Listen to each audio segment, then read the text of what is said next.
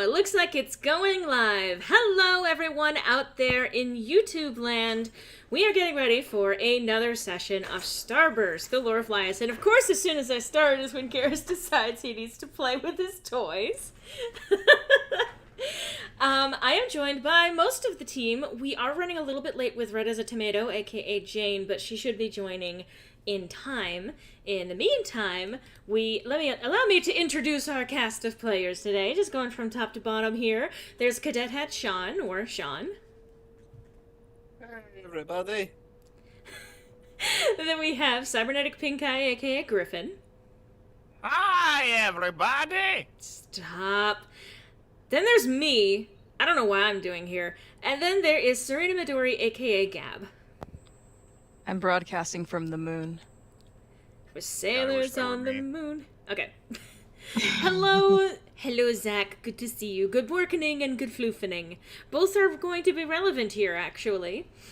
So it's been a couple of weeks, and of course we've had a couple of weeks, of a couple of sessions of our characters getting to relax a little bit. We carry up.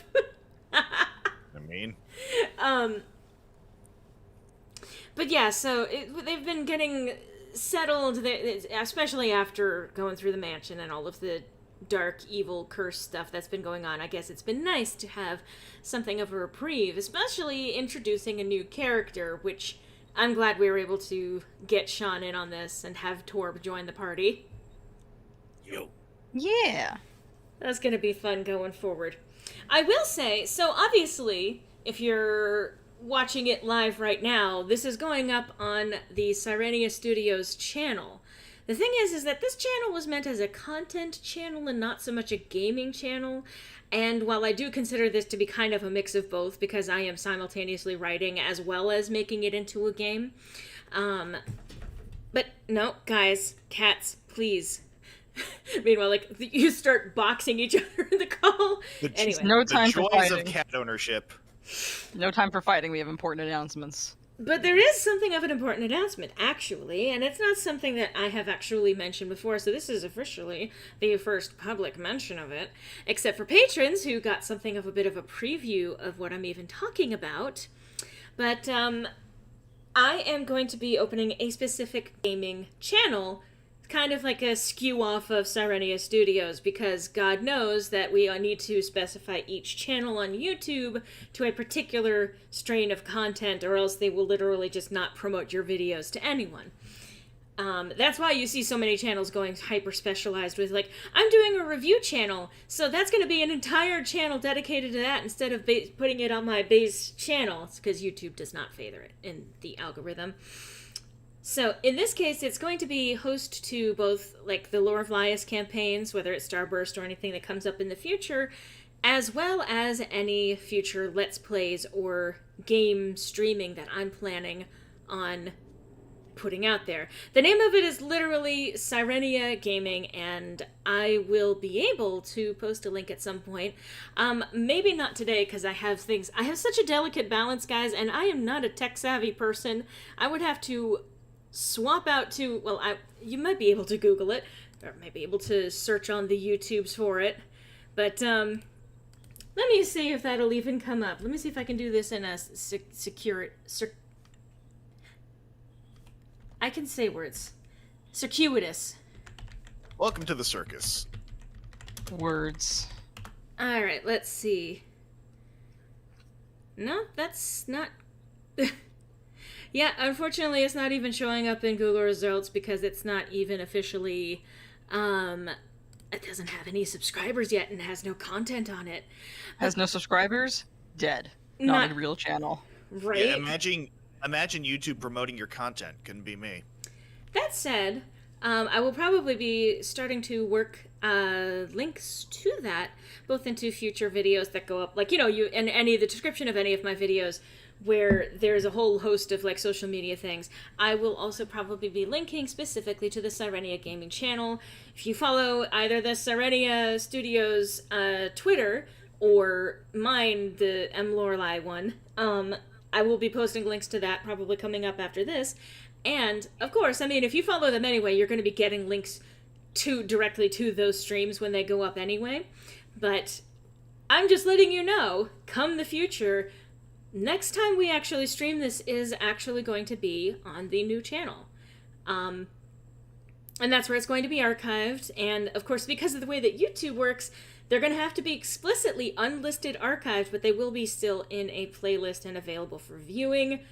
YouTube really has so many ways that they can screw over their content creators. That all said, let's see. Yeah, Serenia Gaming is going to be interesting getting the things all switched over there. I'm going to be hopefully starting uploading a Let's Play series that has been a while in development, and I have no doubt that some of my friends here in call with me are interested in seeing this finally start releasing. Yeah. I was going to say, I know I'm looking forward to it. There's a couple of other goodies that are going to be going on, but you know how normally on my Saturday streams I usually do. This is just chat makeup time, by the way, guys. I'm just cash before we actually get into the thick of it today. But my usual gaming things, if I'm streaming on Saturday, is usually a game stream of some kind. And I'm thinking of, again, moving that over to Serenia Gaming, just, again, to keep things consistent. And I might be doing something else with my base channel. But that is still yet to be fully determined. But I have plans, trademark. So anyway, this has been a lot of me talking, and I apologize. How are you guys doing? You out there in YouTube land, and you in call with me. You know, I am doing right now. That is a mood. No, I'm excited. If two of our OCs are on the moon and one killed the other with a rock, would that be fucked up or what? Please don't make moon jokes in my present. It still hurts. I went to the moon, and then look what I found. I will take every opportunity to twist that knife. I hate you very much. I know. That's why we're friends. But I'm excited for this, because it's been a while, and I love Haelum, and I love this group dynamic, so... Yes. Yeah. I'm just typing a note to myself, because I asked you a question, I'm like, oh wait, there's something else. Wait, I asked you guys questions. Feel free to answer. God. Griffin, how the fuck are you? I haven't spoken to you in forever. I know, right? It's been way too fucking long. It's been like 10 minutes. Yeah. I'm doing alright. Not too terribly long ago, I put out the second part of a video series, or rather, the latest installment of a video series that our friend here, Sean, helped me out with this year. Hello! Yes. That's a mood for both videos, really. It really is, especially given the amazing art that Sean provided to help liven things up. Yep. Yeah, for clarification. Yeah, for clarification, every year I do a video on my channel. The sort of like, it's a self-imposed punishment for not putting out more content during the rest of the year, where I put some hot sauce on a sweet thing and eat it. But this year, similar to last year, I had a bit of assistance with that via the rolling of dice. And this time around, Sean actually, in solidarity, agreed to down some of that hot garbage, quite literally, I suppose, right along with me. It's true. He's a good friend. Yes. He set himself on fire, although Sean seems to have a pretty decent resistance to spicy stuff. Oh, well, yeah, especially when he gets all 2s and 3s with his rolls. The lucky son of a bitch. Fortune was on my side that day. I basically, at the last one, I was just like, screw it. I'm just gonna jump on this freaking grenade. Zelda! Fortune was on your side. Like, self-enforced toxic masculinity, on the other hand, betrayed you and forced you into taking the hottest sauce on the roster. I wouldn't call it toxic masculinity. I'm Yeah, joking. I don't think that's necessarily what that is. That's just more of the absolute himbo energy that he exudes. Yeah. That's fair. Like, you were torturing yourself, and I'm just here like, I'm having fun. it's like, I'm having fun, but now my friend is not having fun too. I should go down in the trenches with him. I should join in the pain. What will happen if I set my mouth on fire? Oh, Oh, that! that's well. It's just this sort of thing where, like, I had the last dab out. I was like, I wonder what would happen if I And then just like snap cut to me like screaming in agony. Yeah, like, Sean, are you all right? Sean is dead. Love me that meme. And because I was like, oh wait, I remember this, so I remember this now. I did want to make a note that there is another big thing that's actually going to be happening between now and what will end up being the next stream of the Lore of Leyus Starburst. Yeah. And that is that roommate and I, as if that's his name, Griffin and That's I my are name now. Griffin and I are actually both going to be moving into a new apartment. It's, not that far from where we are right now, but it's a 2-bedroom, which is going to make things a lot easier for this arrangement. There's going to be a lot more space, but the thing is that the day that we have set aside for that is going to be what would have been the next Starburst day, which would have been the 19th. But one, that's going to be a busy week for a lot of people for a lot of different reasons. And two, it's going to be one of the few days that's going to work out for both of us, as well as everything else, getting everything ready to move in a relatively short amount of time. But we will be back a couple of weeks after that. Gosh, that would be literally in the new year. So this is, I guess, the last Starburst of 21. Looking at that, I was just looking at the actual dates here. Like, yeah, so Sunday the 2nd of January 2022 is going to be the debut of the Lore of Leyus Starburst over on Sirenia Gaming. And I guess it even sort of makes sense because if I'm not mistaken, we're sort of finishing up the sort of like prologue to this whole campaign. Yeah, we're kind of technically like we're leaning more into what is the new chapter. But yeah, so this being kind of like the final send-off to what has been going on so far with the Starburst kind of works, and we get to a new start in a new apartment and a new year and a new channel. So yeah, a lot of things end up working out for this. Nice. So, speaking of that, are we ready to start playing some D&D? Yeah! Mayhaps. That is kind of the reason for the meeting here today. I called you all here today for a reason. And you may be wondering what that reason is. And that reason is... CyberneticPinkeye is a bitch-ass motherfucker. And that reason is, fuck you. Yep. Oh. Not you. Specifically him. Garrus, is now the right time for this? Yeah. I mean... Aw, baby. Oh, it's a baby. You start dishing out insults, the cats automatically assume, oh, Mom's talking about me. Stop it! Oh god, Zelda's joining. Fuck. Yep. For the Horde! So, let's see. Here we are gravitating over to the landing page. Oh god, how do I do this? Right, I have a lot of other things that I have to remember to do, and that includes that, and that includes that, and moving that around. I have a lot of things to move around on my screen, guys. I'm sure that this comes as a surprise that I am totally on top of my game. Insults, yes, it is me. Yes, it is me, the bastard. I mean, to be fair, Zach, knowing you would react that way. But, let's see, I'm moving myself around. Cool. So, as usual, we have a little bit of a recap going on for what happened on the last session. I will read this to you now! Your time in Vermouth has been bittersweet, but it's definitely time to move on. The town has shown their gratitude towards you, and you've earned a heroic reputation with them. But your adventure is only beginning. Davies has now volunteered to join you, at least as far as Firenwall, on the premise of conducting some cleanup business for his father. You may want to clear that with your escort, which you may get the chance to with Jimothy approaching. Can you trust your new friend? He may be another person connected with your fate, but that doesn't mean it's willingly. Then again, can he trust you? From what little you've heard from him, he may have good reasons for distrust on his end, too. Will anything else go wrong before you're able to ship out?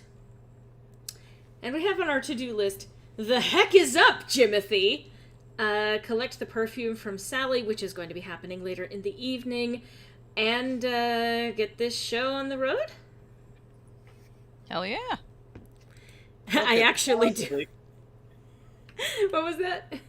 What could possibly go wrong? What could possibly count the go ways. wrong? There's got to be a better way. What could Well, there possibly go is. wrong? What could possibly go wrong? Turns to Koshi.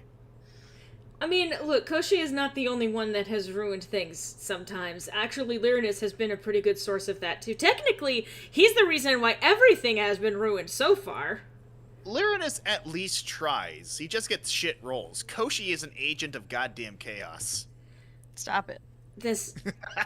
There's just no like taking a default for them. newspaper to Koshi, bopping them on the beak, and being like, Yep. stop it. You It stop has it. gotten to that point. Little bit.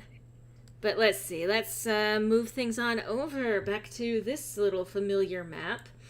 We left off, and I think fancy free. I think that I have officially said, by the way, that Davies is like not physically present. Like he walked back over to the mansion to go take care of things to get everything ready to come join you guys. But I wasn't sure if that was the case, but good to clarify that. I forget specifically. I didn't go back and review the video like I should have, but I'll move him somewhat out of the way. He's in his house now. Okay. We can assume that he's made his way in there. Meanwhile, Jimothy, he be approaching. So, Well, getting us started, Haelum would notice and wave him over, like, hello there! Jimothy, on seeing everyone gathered, like, right in the middle of town, I forget, I don't think he has... Has he seen Tarbh yet? Nope. Okay. So he Have fun spots... with that. Have fun with that. Yeah, no, so he comes up, and he starts to approach, and then he stops and halts, not directly behind him, but, like, he sees Haelum first, and he's excited, he waves, and he's starting to make his way over, and then he notices that there is this big, tall Minotaur technically between them, stops and looks up and is like, oh, we have another new arrival to this town. Indeed we do. This is our new friend, Tarbh. Say hello. Tarbh, say hello. Hey. There you go. And this is our dear friend, Jimothy, who we will be traveling with. Whoa, whoa, whoa. I selected the wrong thing with Lyronus. I started to stretch him. Oh. Lyronus gets tall. Jesus. See, now I get that image in tall. my head of Lyronus going through, like, the weird growth spurts that Steven went through in Future. Oh God! Look, don't put those ideas out there into the universe. He might start doing Steven weird. Universe. Oh, I look forward to it. You don't know what's going on. Anyway, so yeah, Lyronus is just moving a little bit closer, and basically it's like, yes, he's another one of us. Actually, we just didn't know that until today. Jimothy looks at Lyronus. I see. So, wait, you've... He looks confused. Do you mean to say you only met him today? That is correct. We have only just met our new friend today. But we are all bound by the same fate. Apparently.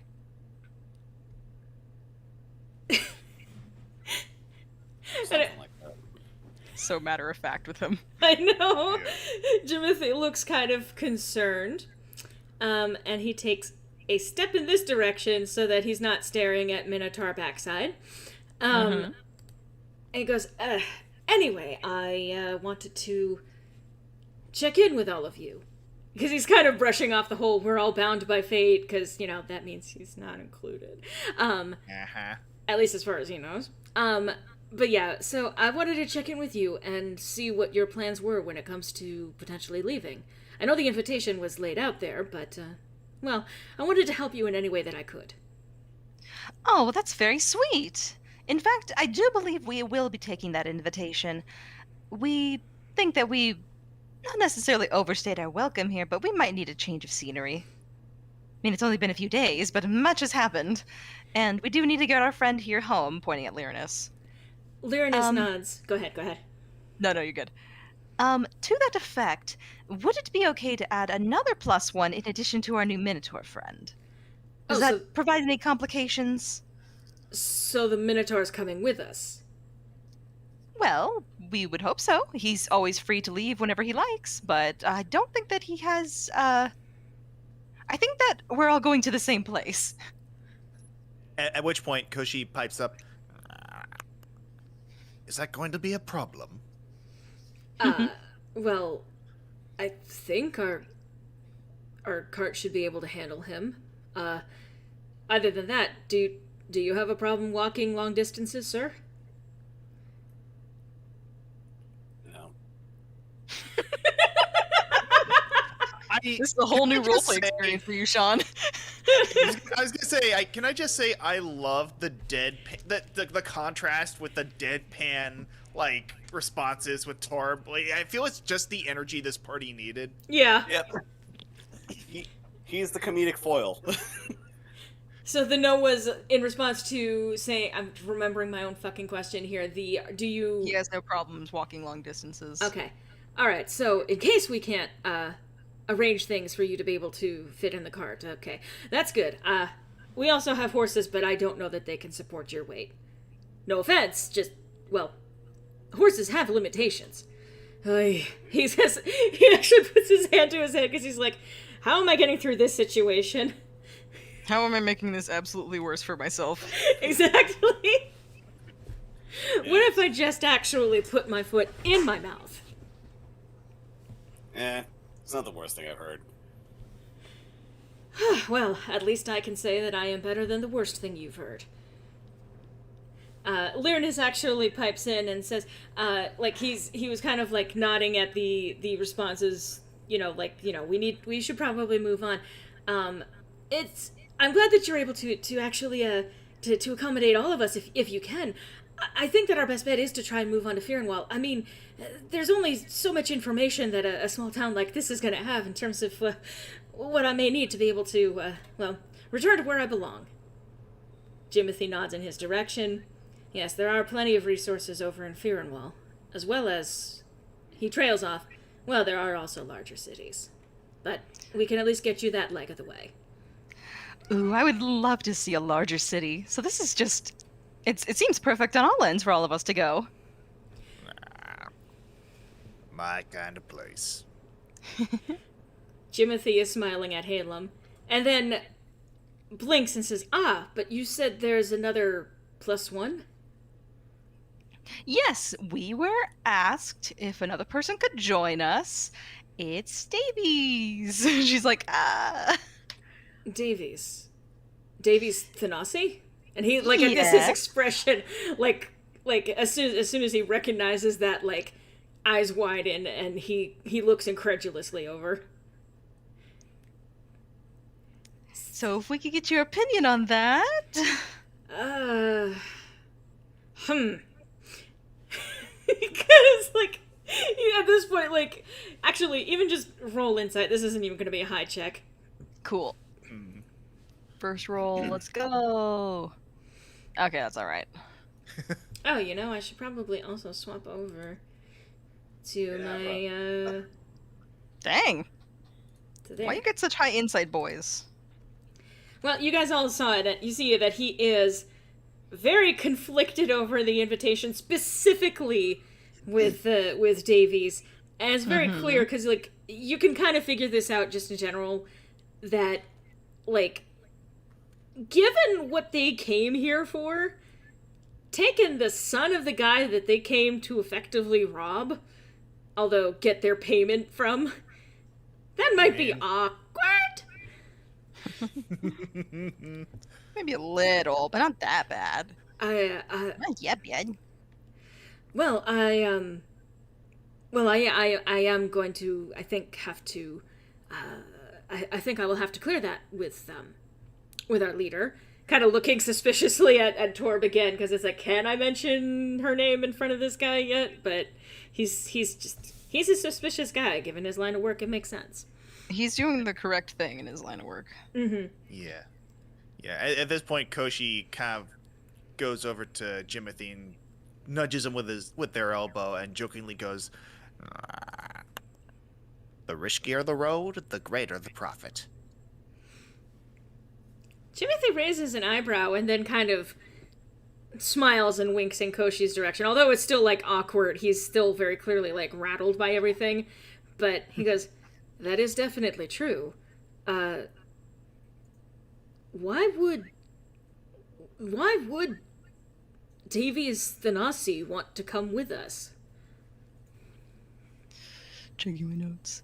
I can't actually remember specifically, but I was pretty sure it was because he's taking over business agreements, essentially. Yeah, he's basically clearing out stuff that needs to be cleared out, or he's establishing contacts that are reaffirming things, paying off debts, anything that needs to be cleared up because of what his dad was obsessed with. Yeah, and in response to that, Koshi will also reply, just to keep things on the vaguer side of things, "Opportunity plus instinct." Is he looking for a job? Because I'm pretty sure that the gig he's got here is pretty good. Oh, no, not looking for a job, but more or less handling it. Apparently something business agreements in another city. Lyronus pipes up at this point, adding, "Well, I mean, you know how you guys all came here because of the deals that you had with Danforth that were not being honored properly? Well, now it is probably his son's job to be picking up all of the pieces of everything that got ruined." Jimothy kind of nods. "I see." He then kind of... He chuckles awkwardly. "Well, he's going to run into quite a few problems, actually, out that way." Oh, The name Thanasi has not gone over well in that direction. Despite the connections that they've had, as it turns out, when you no longer honor your agreements and go into a reclusive bubble while still owing debts to people, you tend to draw some enemies. I Don't see. tell customers more than they need to know. Well, let's just say it's probably a good thing that he's choosing to come with an escort instead of perhaps traveling on his own.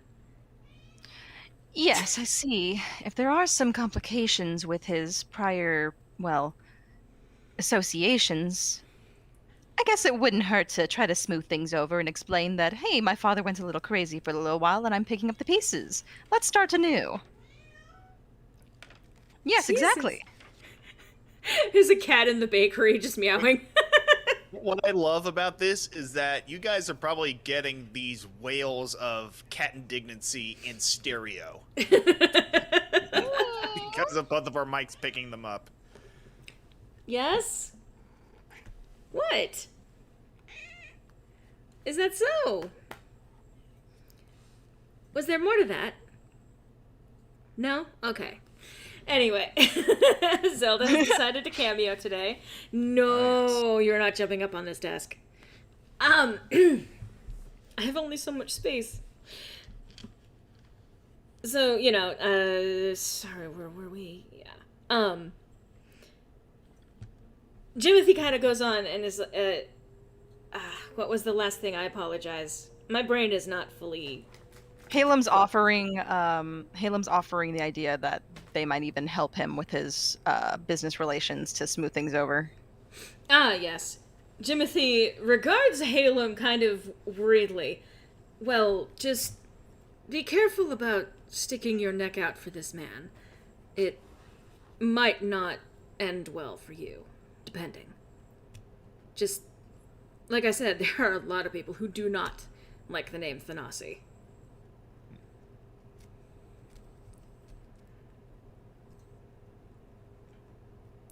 So, Anyway. Leyus is, no, it's kind of like, I'm waiting for folks to speak too, because I've been very predominant in speaking so far. But yeah, Lyronus kind of nods and says, well, we might see what we can do perhaps to at least mask his identity until he gets to a specific contacts. But I see. Jimothy nods in agreement with Lyronus on that. We might even be able to help him. After all, we might have some spare cloaks. I think Well, the if he's cats are comfortable bored. fitting into a dress, I have a couple. Lyronus kind of thinking, you do have some lovely dresses, but I'm not sure that they would necessarily fit Davies, says Lyronus. You might be right. I think at this point, Jimothy kind of leans in slightly. Honestly, I might pay to see him in one of those dresses. But that said, it sounds like I have the monumental task of trying to clear this with our dear leader, just to make sure that we're not bypassing what she wants for this trip. It's one thing to Oh, of accommodate the course. heroes who actually redeemed the contracts that we needed to get redeemed here. It's an entirely different thing to have the son of the man that we... making explicit what I was implying earlier. But yeah, leave with the son of the man who has caused so much trouble for more than just us. So, I will be back, hopefully, assuming that they don't take my head in the process. I don't think they will, but still. Anyway, in the meantime, I guess enjoy your... Our shopping trip.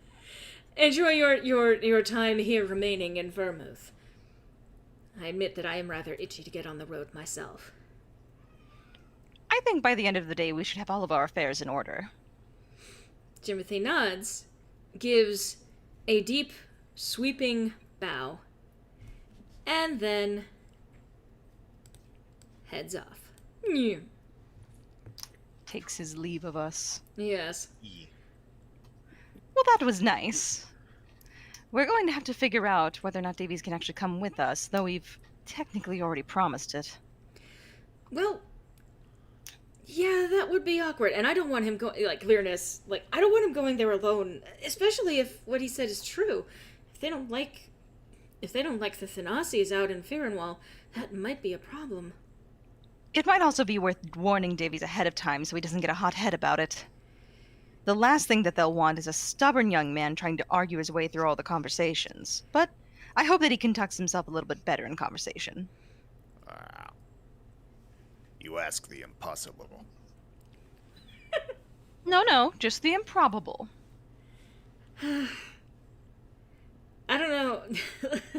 Lyronus is kind of like sighing. Well, it's a little messy, but I'm still excited. Especially As am because I. I've never visited an actual, populous city before. I've... well, I mean, it's just been this and the tower, and neither of those are very conducive to meeting a lot of other people. Yes, I know what you mean. Being secluded in one area for a long time, you wonder what bigger cities might be like. Lyronus nods, and I feel like I could see this, I'm interjecting, but this is I could see Ariadne potentially agreeing on the subject of, being secluded, wondering what it's like to be in a big city kind of thing. Yeah, like another person can relate to the feeling. Yeah, just making note of that because, unfortunately, Jane is not here, but I think we can suppose that she is volunteering in this conversation, at least to some degree. But you will notice that she does seem rather preoccupied with her notes at the moment. Like she's making a lot of notes and then rereading things that she's already written. Mm-hmm. So I'll also say, in reference to people to the party wondering what a big city is like, Koshi will eventually speak up. All of them in a big hurry to get from something stupid to nothing at all. Pathetic. Yeah. oh A lot my of trash god! people out there. Sorry, what was that, Sean? Yeah, a lot of trash people out there. Can't trust them as far as you can throw them. I suppose with a largely populated area, you'll have a higher rate of ne'er-do-wells. Lyronus looks at Tarbh sadly. Trash people? But, well, I mean, there are sometimes bad people, but that seems a little mean. That's what I've been used to. That's awful. Hopefully we can introduce you to better than trash people. Maybe we can help you see that they're not trash people. Maybe they're actually good people. At this point, Koshi goes over to Lyronus, sort of like puts a hand on his shoulder and goes, "Let me tell you something about people. They're a wonderful, friendly lot, as long as their bodies are full and their needs met. But take away their creature comforts, deprive them of food, sleep, baths, put their lives in jeopardy over an extended period of time, and those same friendly, intelligent, wonderful people will become as nasty and as violent as the most bloodthirsty monsters. You don't believe me? Look at those faces.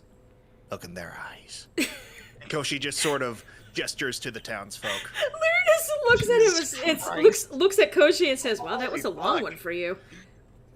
Who said that? That was a... Wouldn't Someone you say like that to to know? you? Wouldn't you like to know, Very Weather Boy? specific thing. It's so specific. Yeah, does Haelum actually say that? Who said that to you? No, that's him. Okay. I will say Tarbh actually says, like, what a strangely specific line of dialogue. And at this point, Koshi sort of turns to Tarbh and sort of taps his beak and goes, "This is how I win." Amazing. You win by memorizing what everyone says? You know, that makes sense for you, actually. By all means, move at a glacial pace. You know how that thrills me. Oh, I'll be happy to thrill you later. Koshi bonks him on the head with the staff. Ow! No flirting with the bird. Jesus Christ. No. Aw. Well, I mean, I suppose if it makes them uncomfortable, but... That's so fun! I've never actually had the chance to really flirt with people, other than a very specific person, but admittedly, she kind of only had one real response to any of it, and I hate to say that it got old, but it kind of did. It's nice to see people reacting in different ways. Ah, I see what you're saying. Not the same old song and dance and conversation every day, because people are going to be different from day to day. Mm-hmm. And everyone is so very different. Like, I suppose I haven't really gone much into this, but it's so refreshing to be around people that you all have such rich personalities, and you're so intriguing. I want to know more and more about you, and I haven't had 15 years to speak with each and every last one of you, but I want to. Aw, well that's very sweet. If only we had such time. He then kind of pauses and then thinks for a moment. I suppose I don't have a lot of time to do that, depending on how long it takes for me to go back home. If the urgency requires us to get you back as soon as possible, it all depends on just how we're going to do it and when we can. We shouldn't dilly-dally, of course, but that doesn't mean you have to leave right away, does it? He smiles. No, not right away, although... He then actually cuts himself off. Well, no, I don't think it will have to be immediately, but you're right. We shouldn't dilly-dally, which I'm doing by running off like this. I'm sorry. Oh, don't apologize. We have to wait on things anyways. Unless there was anything else on anyone's to-do list to do while we're waiting on perfume and clothing, etc., etc.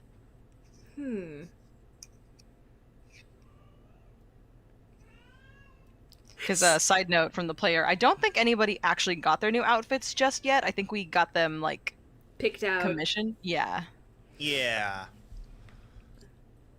Like, well, we have some time. I think we've already walked the length of this place and back.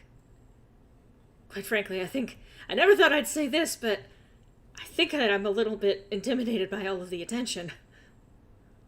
Oh, finally you are. Well, I mean, if you'd like, I could turn on again, I suppose. But it's just still very daunting, especially after last night.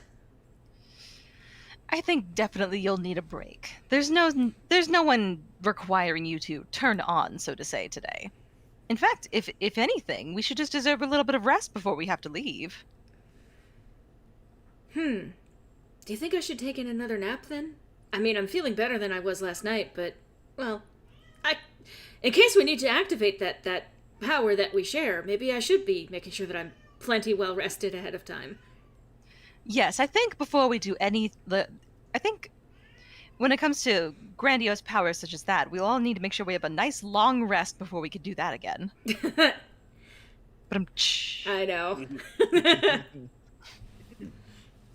But I mean, besides that, I do think that while there are things to do in this town, we don't have to keep running ourselves ragged either. True. I think, and because I briefly talked with Jane, I think that Ariadne is going to basically at this point volunteer to go and help Sally with the perfume to see if that perhaps can't be done a little bit faster with her help. Sounds good. So that's an official excuse as to where Ariadne is until RedAsATomato is able to join us. Yeah. Because there's going to be a couple of things going on with that. Zelda is having such a fit right now. She's literally knocking at my door. Jesus Christ.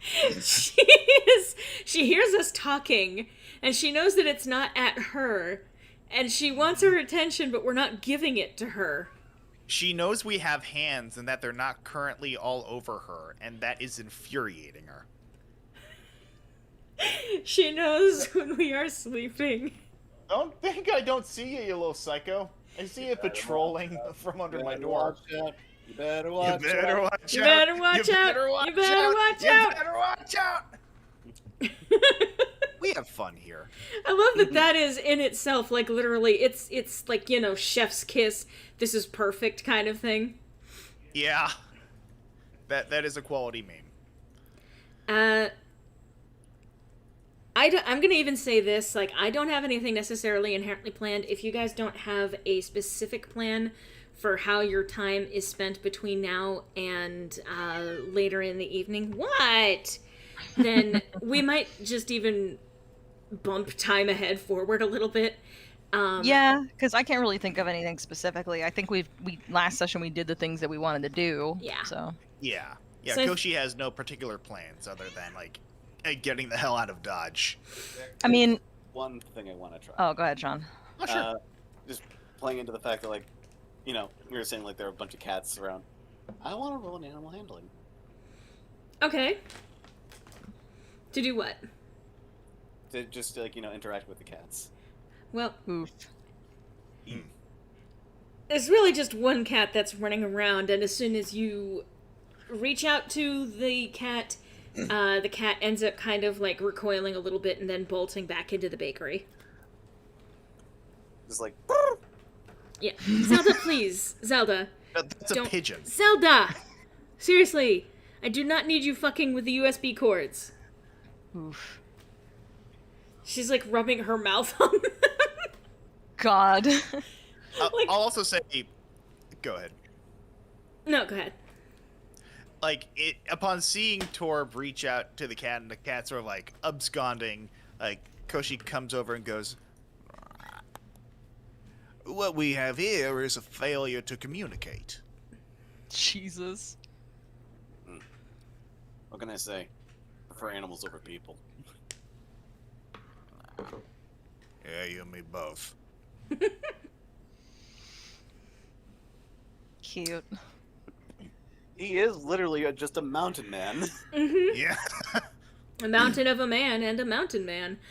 So I will say that Lyronus will do as he says and split off from the party for a little bit to get more food and rest at the inn, because he, in fact, actually, roll me another insight if you want to.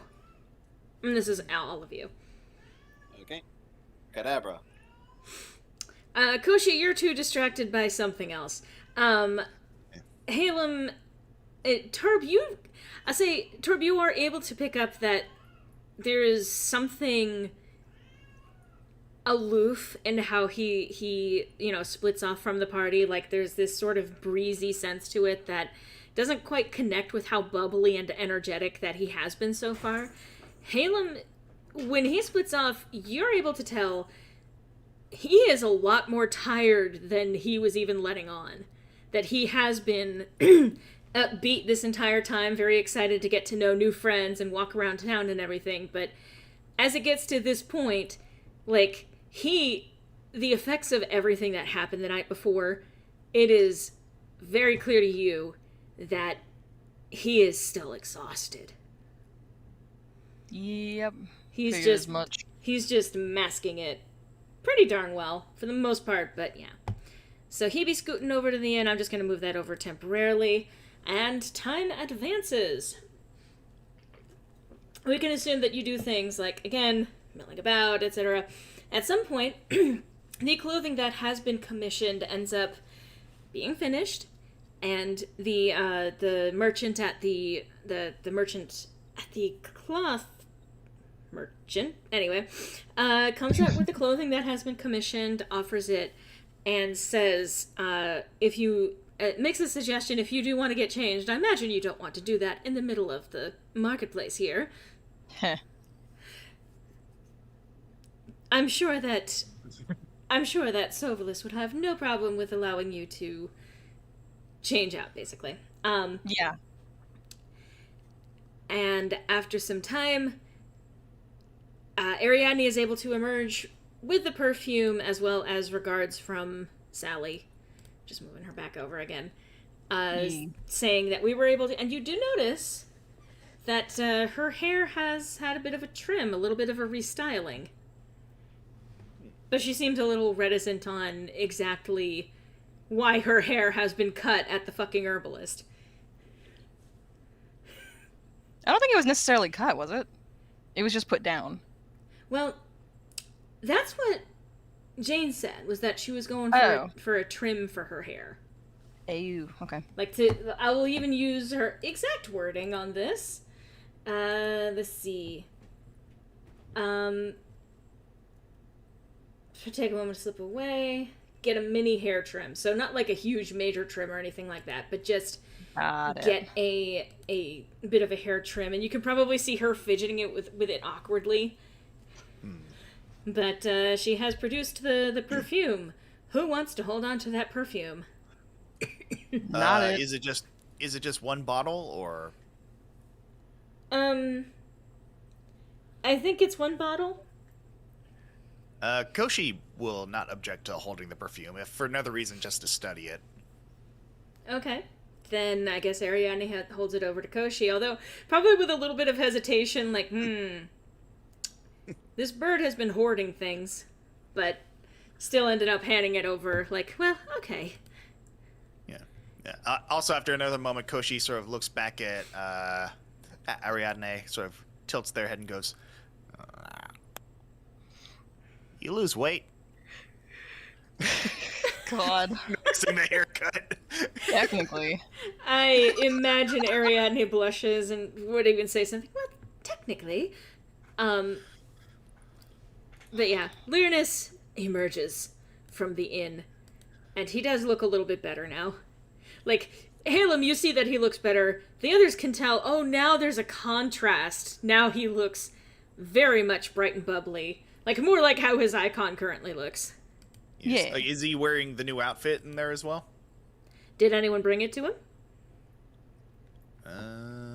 I would say that if we got the outfits, she would have gone to the inn to, like, change herself, so she would have either given the outfit to someone to give to Lyronus or left it, like, by his door or whatever, so yes.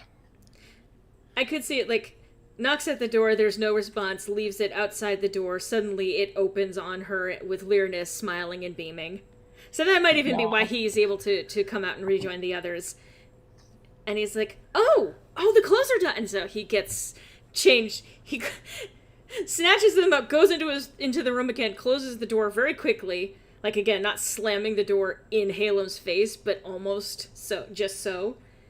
And then excitedly coming out. Like, he says, I'll meet you outside. This is going to take some time to get into. And I imagine, take your time. Yeah. And I imagine upon, like, Lyronus finally showing up in the new outfit, sort of Koshi leaning to Ariadne and going, don't trust a man wearing a better suit than your own.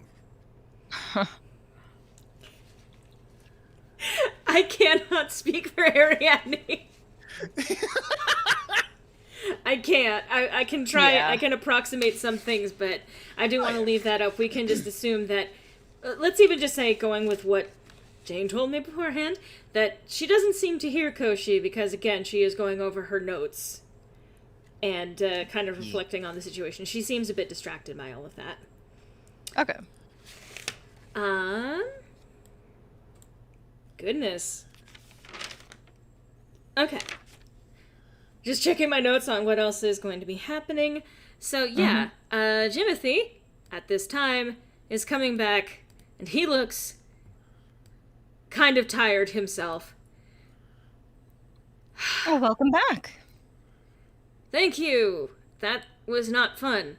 I was able to I was able to convince her, but well, there's going to be a toll to pay, according to our leader. At this, Davies comes out, and you actually see him. He comes out, and there are actually a couple of other servants coming with him, and like they're carrying, like there is a chest or a trunk with him or something like that, and he's also got like, you know, I can't say a backpack, but a bag, a sack of some kind, and he looks like someone cosplaying an adventurer. Like, he's like, this is what they wear. This is what you wear when you go adventuring, right? Kind of thing. Like, Well, at least he's wearing something different. He's wearing he's wearing adventurer tourist clothing. God, with the fucking, like, safari hat and everything. An adventurer Halloween outfit. Right. God. Give a fucking machete while you're at it. And he goes, all right, so where are we loading things into, or do we have that arranged yet? Well, we were working on that now, but are all of these bags absolutely necessary? Well, yes. I mean, I honestly am not sure why you're able to do with less. I need this as bare minimum. What's in that box right there? Well, that would be my personal stash of important jewelry. He actually snorts at that. I'm kidding. There is some important papers that I have in there. Okay, what about that one? He has like a trunk and maybe a couple of other boxes, but not that much. Okay, I wasn't sure. Maybe I got the wrong impression then. So he's got a trunk, which is in itself kind of like, you're not traveling light, are you? But the second box that you point to, he says, well, I don't want to get into everything that I'm carrying with me, and he kind of blushes a little bit. Sure, that's all well and good, but they're important. Let's just leave it at that. Well, all right then. Jimothy does not look impressed. He says, I see, so you're going to be the one joining us, apparently. Davies looks at Jimothy. I guess we are traveling with you? You're the arrangement that they were talking about? Yes, this is in fact what we were talking about. I see. Well, and then Davies walks over, extends a hand to Jimothy to shake hands with him. Jimothy pauses and then accepts. They shake hands. I'm just describing it, but basically, you know, meeting each other. General gist you get is Davies is uncertain of what to make of what he clearly sees as like a criminal element sort of person. And Jimothy is very much, I have to deal with this rich bastard the entire time, don't I? Yep. Well, good news is I was able to, and he kind of says this to Davies, you are allowed to come with us, but only if you are willing to pay us at least 50 silver for passage. 50 silver for passage? It doesn't cost that much. Not for traveling. Yes, but where our protection... I don't need your protection. At this You point, Koshi might. goes, did he stutter? Davies looks to Koshi. No. I'm saying I don't need protection, not from these types. And... Then you will die, stupid.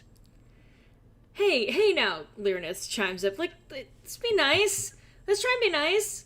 We're doing this for good reasons, right? We're going there to clean things up for you, and he gestures to Davies, and we're going there because that's where you guys are. Or that's where you guys live, he says to Jimothy. Jimothy sighs, looks at the gathered assembly of people. There's a moment where, and this is not something he's necessarily hiding, but you can see that he's wondering if all of this is worth it for the pleasure of traveling in Haelum's company. But Yeah, I wonder. glances to Haelum and kind of half-heartedly smiles. Right. Well, are you able to pay that fee or not, Mr. Thanasi? Davies glances to Haelum and then says, fine. And then he pops open the trunk, digs around, pulls out and counts out something in the range of 50 silver, and puts it into a smaller sack and hands it over. There, I have paid for passage, safe passage into the semi-grand city of Fearenwall. Are you satisfied? No, but that will be the at least initial fee. We'll determine if there will be potentially other fees depending on how you conduct yourself on this journey, Mr. Thanasi. Are you charging them? No, they did us a service first. What service? We did, in fact, do a service. What service did they do? We just got things that belong to them, says Lyronus. I'm trying to differentiate between my three male voices here. Was just I know, the same. it's so much fun. He's lighter and happier, so he's up here now. I even like the idea of, like, what did you do, like, for them? Koshi goes, listen to secrets, but never repeat them.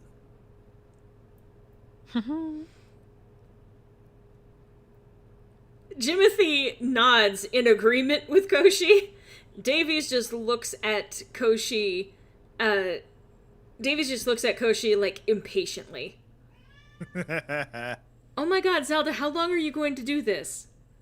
Until the For day as long she as the stream dies. ends. I know. Alright.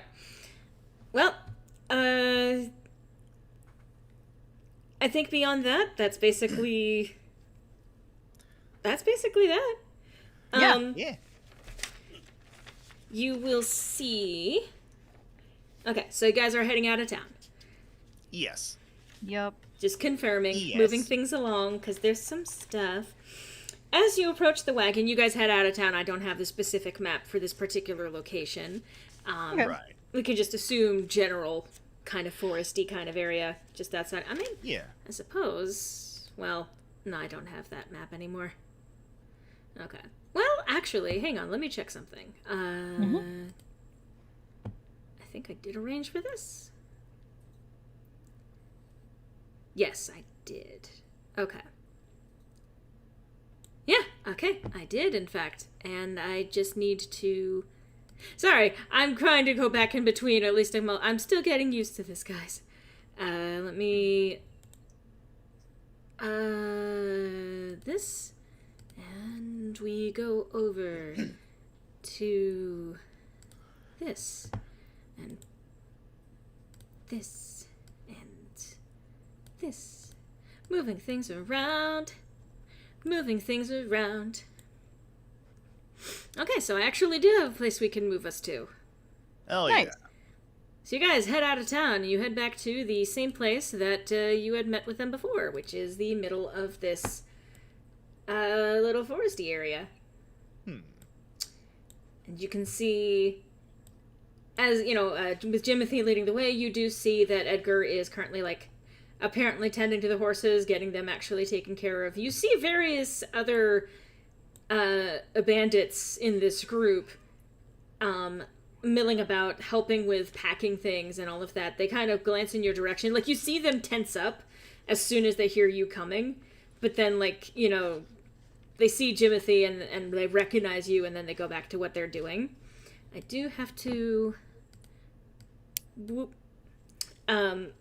As you approach the wagon, you see Leandra standing atop and directing the others into place. Edgar, for all of his grumbling, does appear to be relieved to be heading out and doing his part to pack up, so things like taking care of the horses and all of that stuff. Leandra assures you that they'll be able to take care of things like food and drink while they ride. Anything that they don't have stored, they can hunt. And they're going to be making a pit stop in Albuin to restock and conduct a small bit of business, but they'll be in Firenwall within 2 or 3 days. Davies goes, wait, Albuin? That's... I suppose that's technically on the way, but that's so backwater and rural. Haelum just slowly turns to Davies. Dearest Mr. Thanasi, if you are going to complain, they're going to charge you. Or just kick you out, one of the two. Hang on a second. Okay. He immediately looks to Haelum with a bit of a startled expression, but then he sighs. I guess I do need to save my coin for other business that needs to happen along the way.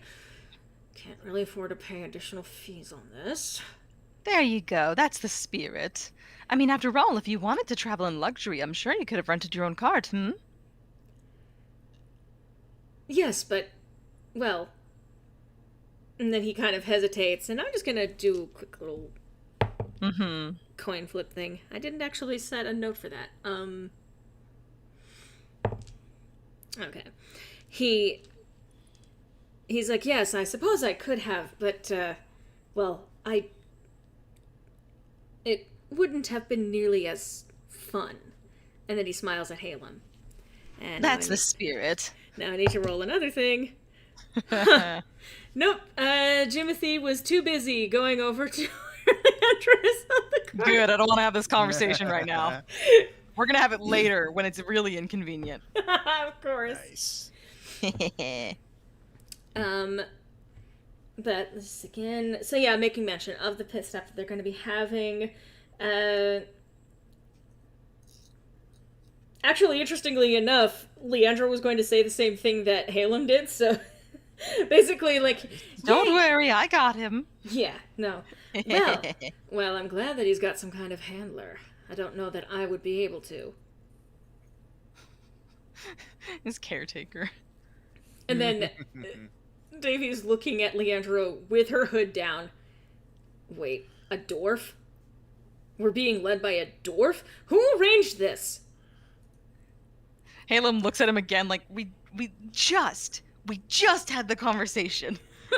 I'm sorry, it's just, this is ridiculous. I did not think that I was going to be traveling with a hodgepodge of weirdos, stopping in a backwater rural nonsense.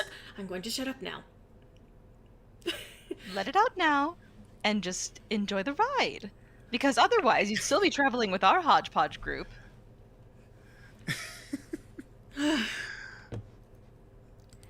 They're just the ones with the transportation.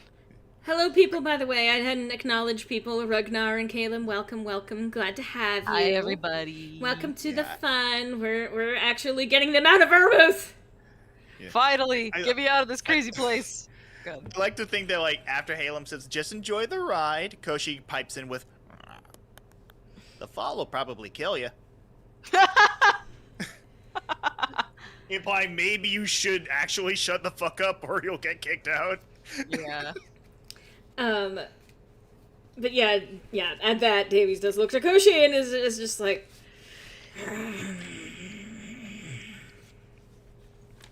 So, I think we can pretty safely assume that, because you can see them continuing to pack everything, and you notice that I have the one cart currently on screen, but let me even just double check. you do notice that there's more than the one. There's actually, like, a couple of mid-sized ones. The big one that looks like it's actually big enough to accommodate people on it, and then a smaller one. They're all getting packed pretty much to the brim.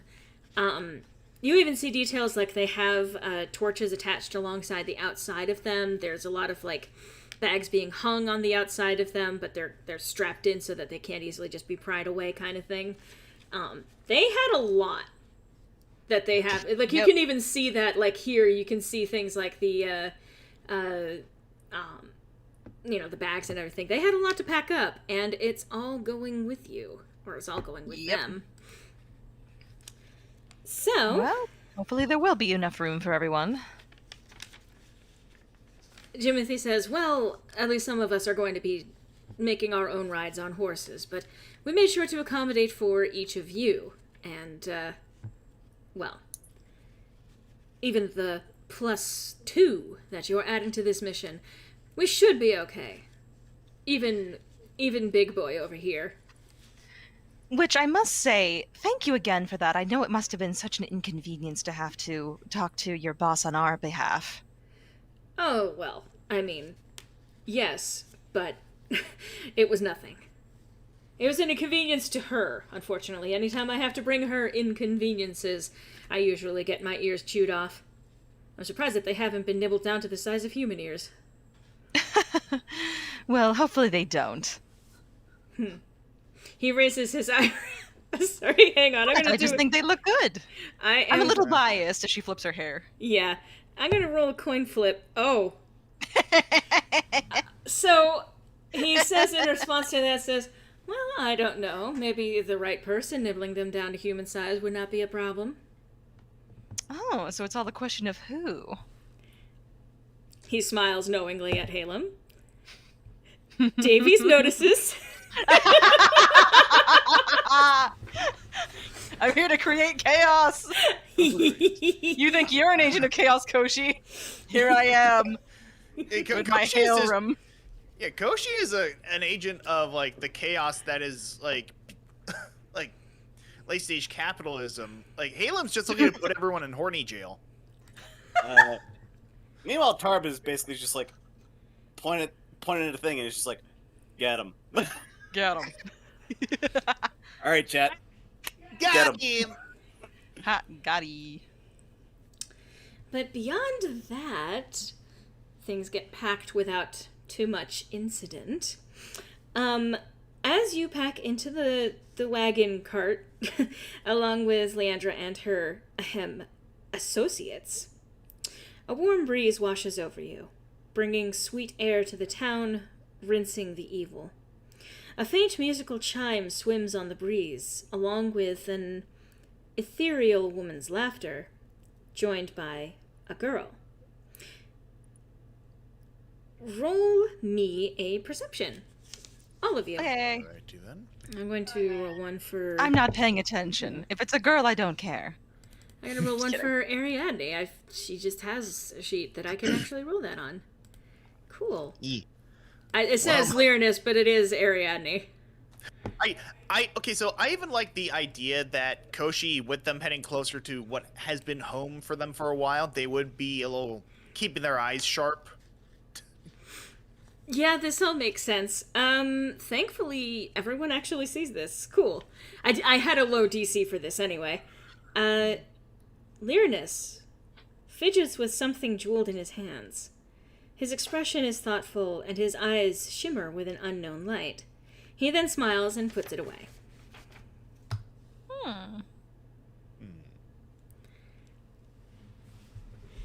And so the adventure begins. Unless you guys want to interrogate him, I don't know. I mean, Koshi can.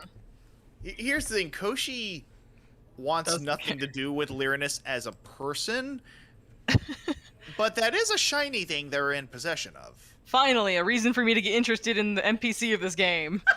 I'm even gonna say, let's see here, would Koshi be able to, like, could I roll stealth to see if, like, Koshi could get a better look at the shiny thing? Or has it already been put away? Well, I mean, he is, like, I see it when between the time that you notice it and him putting it away.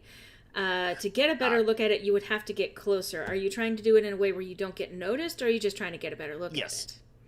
Okay. Basically trying to get a better look at it while not being noticed. All right. Give me a sec. See. Because again, Koshi doesn't want to give him give Lyronus an excuse to get trapped in a conversation with him. Don't talk to me. Just give me shiny. Pretty much. See. Okay. Ooh. Hello. What was that? Hello. Oh, well, thank you for subscribing, Sean. Hey. I realized I hadn't been subscribed. Like, why am I not seeing the chat of my subscriptions? And I see. Well, thank you for. I got this chime out of nowhere, and I'm like, what? Oh, okay. Okay, so you're going to roll me a dual perception and stealth to get a better look at it, and do it without Lyronus seeing you do this. Okay, so which first? Either one. Roll your stealth first, or no. Right. Roll perception first. All right. Yep. Roll your stealth. Makes sense. All right. Jesus fuck. You fall on his lap. Fuck. So you know what? Here's how this goes down. Koshi has spent the longest time sort of watching the path around them, realizing, okay, we're getting closer and closer to where I've been set up. I'll be able to get back into the swing of things in my business, catch up things ooh, what's that? And Koshi sort of instinctively, in their moment of weakness, falling to one of their vices of pretty shiny, they wrench their head around a bit too quickly, end up losing their, not footing because they're seated, but I guess they're seating, and sort of fall the fuck flat on their face. I could even see it being not helped by the cart hitting a bump in the road at the exact wrong moment. And hello. Perfect. Also, hey. Hello. Hello. The only thing I heard was a cart. What's happening with the cart? So Koshi just fell into Lyronus's lap. Ariadne voice, who's Twitter pated now. Yeah! I love you, Jane. We should get Jane up to speed. Yes. Hello. More or less, Ariadne's been kind of going through her notes. I think probably just because rush preparation for leaving. She's like, wait, I gotta make sure I get everything down. So, I imagine, you're finally able to relax, because we're just now... Are we actually on the road now, or were we just leaving? We're just now kind of... I mean, this is a little bit on the road. You're pulling out of, the map that we're currently on kind of thing.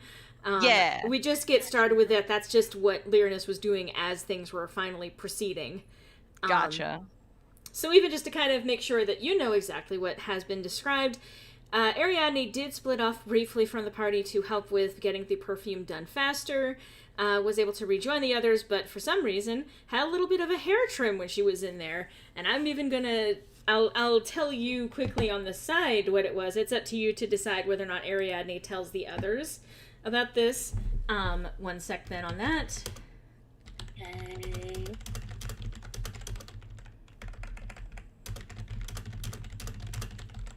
Apologies for the typos when I texted to you. Don't worry.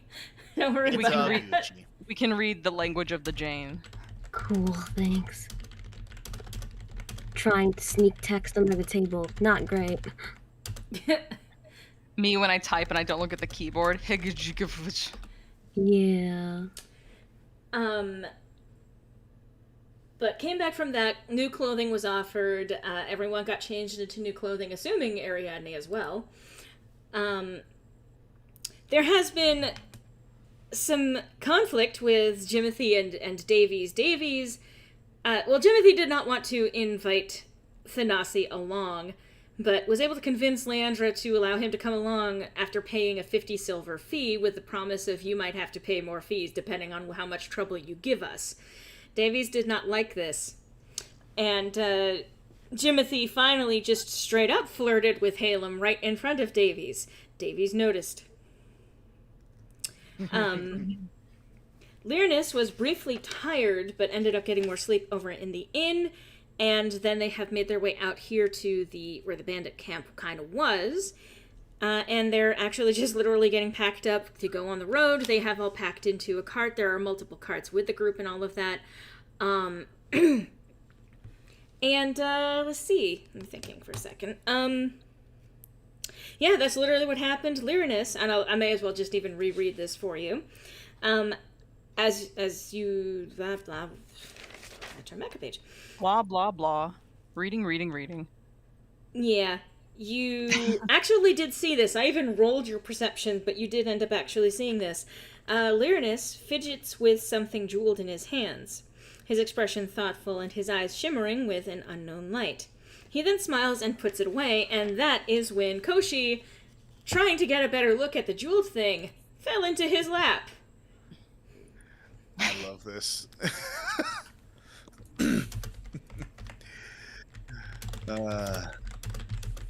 Lyronus voice. Oh, you're falling for me. Actually, you know what? Can I steal that? It's Please. yours. Take it. Can I? Okay, so then actually Lyronus is initially startled, like, whoa, are you okay? And then pause, and then, I guess, does this mean you're finally falling for me? At this point, you hear, after a brief pause, and just a clear birdie stink eye. Not one word. I'm afraid I have more than one. Koshi bonks him on the head. Ow! Stop that! Please! Koshi just sort of squawks as they struggle to get back up out of Lyronus's lap before returning to where they were seated previously. Now, would I have to roll? I guess my question is, with this being a moving cart, would Koshi have to roll anything in order to get back to where they are without any trouble? They're able to get back up, right, without problems. Okay. It's Gotcha. moving, but it's not. It was just that because it hit like a rock or something that made it bump real quick. But otherwise, it's pretty smooth sailing altogether. Okay, so Koshi was not able to get a good look at this thing, but they will be keeping this bejeweled object in mind for future reference. When he decides to rob Lyronus. I mean, now they have incentive. Yep. Yeah. But before it was like this. What was this weird fucking cosplayer doing in our party? He's got nothing. Ooh, on second thought. I mean, there's a couple of rich people in this cart with us. Yeah. Ah, yes, and Davies is not traveling light, by the way. I mean, he's not like overburdened per se, but he's got a trunk, which is not something he can really carry on his own. He clearly expects other people to be taking care of that for him. But Yeah. That reminds me, Jane. When Ariadne came out with the bottle of perfume, I believe Koshi requested to hold it. So, in case you're wondering where that is. Okay, as long as somebody has it, that's the important part. Yeah, Koshi's got it. Cool. so, Then... Cool. Thanks for the heads up. yeah. So, Yeah. let's get this show on the road. Does anyone else want to make mention of seeing it? I didn't see it, so... Yes, you did. Everyone saw it. Oh, I thought... Oh, I got a 9 on perception. Yep. That doesn't mean you failed. I misunderstood that then, because I thought I was not allowed to participate in the conversation. No. Everyone. That's my fault. I set a low DC for it. It was, I mean, honestly speaking, it was I 8. totally missed that. You guys made it. You all made it. I mean, Alright, then yes. you Haelum probably is going to make mention of it. You probably Yeah. noticed it more after Koshi like fell into his lap or something like that. I think the question would have started with, what the heck was that all about, Koshi? Jesus. Don't ask questions you don't want the answer to. She just kind of, like, squints at them and then turns to Lyronus. So, what do you have there?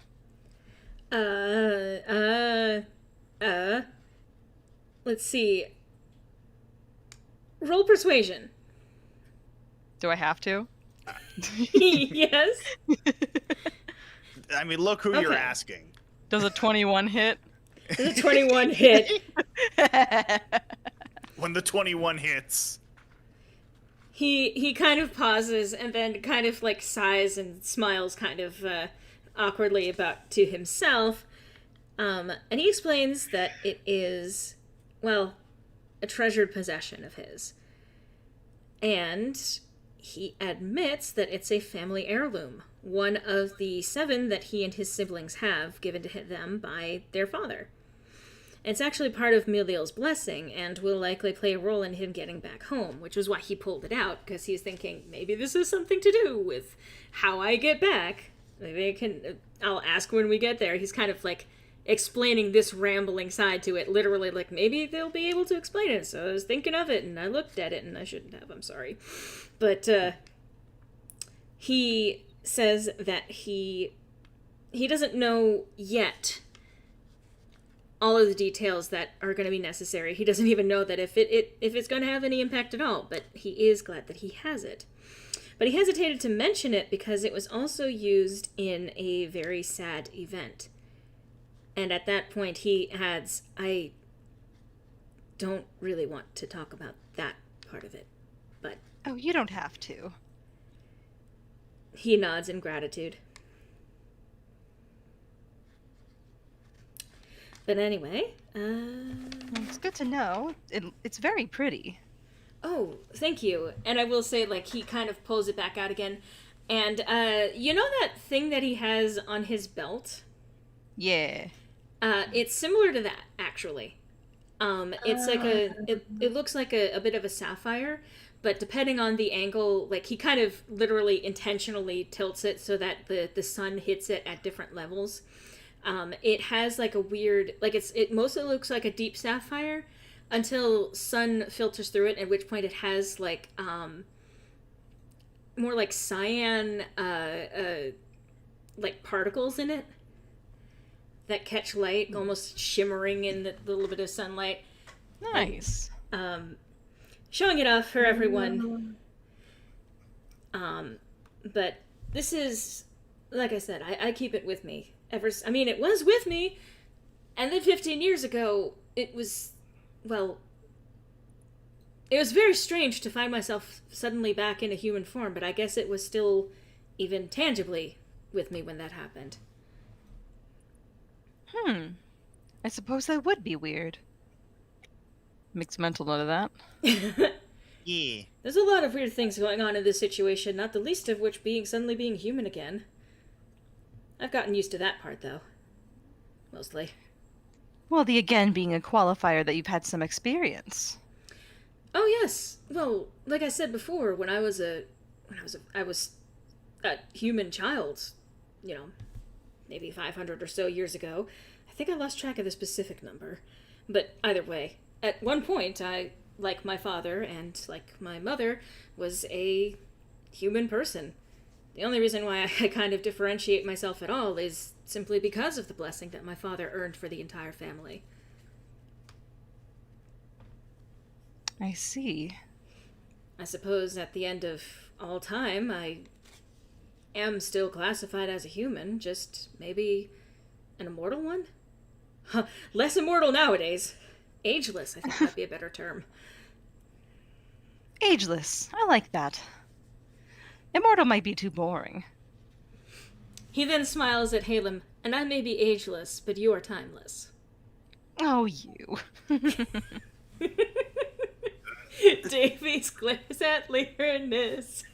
Good. Also, Sean, did I hear Tarbh gagging in the background there? Yeah. I was tempted to have Koshi do the same thing. Just like, Oh, look at them bonding. I will say that the side of the cart that Tarbh is sitting on is like very clearly weighed down. Like, that very slight tilt when someone gets into a car Mm-hmm. Things are oh so slightly skewed in his direction. It's not a major difference, but you can still tell that, you know, the cart was not necessarily designed for a Minotaur. Yeah. Lyronus is smooth today. He's usually pretty smooth. He's just been... Well, Hairless boy. You're not that slick. I just imagine through like all of this, Ariadne's been like taking notes on the heirloom, and like her head's kind of just been buckled down the entire time, so she doesn't notice the gagging. It's like yes, family heirloom. It's like that, like again, that guy with the frazzled like face and all the lines and all the like map stuff behind him. Except it's like her notes: family blessing, circles. 15 years ago, circles. Fucking the Hangover like math meme. Yeah. Nice. I will say too, at the sound of the gagging, Haelum still kind of like smiling at Lyronus. She says, "All right, now don't go throwing up in the cart. It's not ours." I think that's when finally Ariadne pokes her head up. Oh, is someone medicine? There's someone medicine. He's like, I'm all. Okay, in response to is someone medicine, Lyronus says, "Well, I think you certainly are a panacea for all that ails us." Panacea? What kind of medicine is that? Hold on. She starts looking it up. Haelum's gonna look. Blushes. Haelum just like smiling at Ariadne, turns to Lyronus like, "I don't think it's gonna work on her right now." Oh, that's a shame. She's so cute though, right? Absolutely. Haelum looks over to see if Ariadne heard her. Jane heard it, but did she fucking hear it? Where's my fucking dice? Hold on. I will spare the roll 20. She's dumb as bricks! Fine! She did not notice! Oh no, she inherited the Lyronus! That makes it even better. She's got notes to write. She's busy. She's got to figure out medicine now. Lyronus sighs, like, with that kind of, like, oh well, kind of expression, but he's like, I'll try again later. Koshi sort of leans over to Tarbh, like, elbows him, and then goes, Twitter paid it. Hot fish. The what now? In response, Koshi kind of shakes their head and goes, I'll tell you when you're older. Hot fish. I think at that point, like, Tarbh, like, not forcefully, just, like, takes an index finger and just, like, nudges Koshi's head back to, like, position. Like, you can almost feel, like, cartoon, like...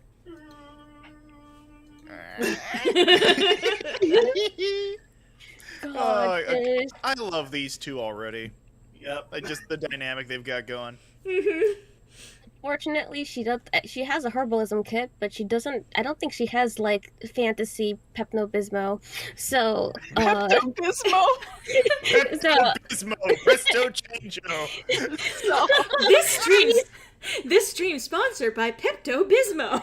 I actually think that is the fantasy equivalent. So quite possibly. To be fair, Pepto-Bismol would totally be a thing Koshi would make. Oh, absolutely. It's a pink potion that gives people like.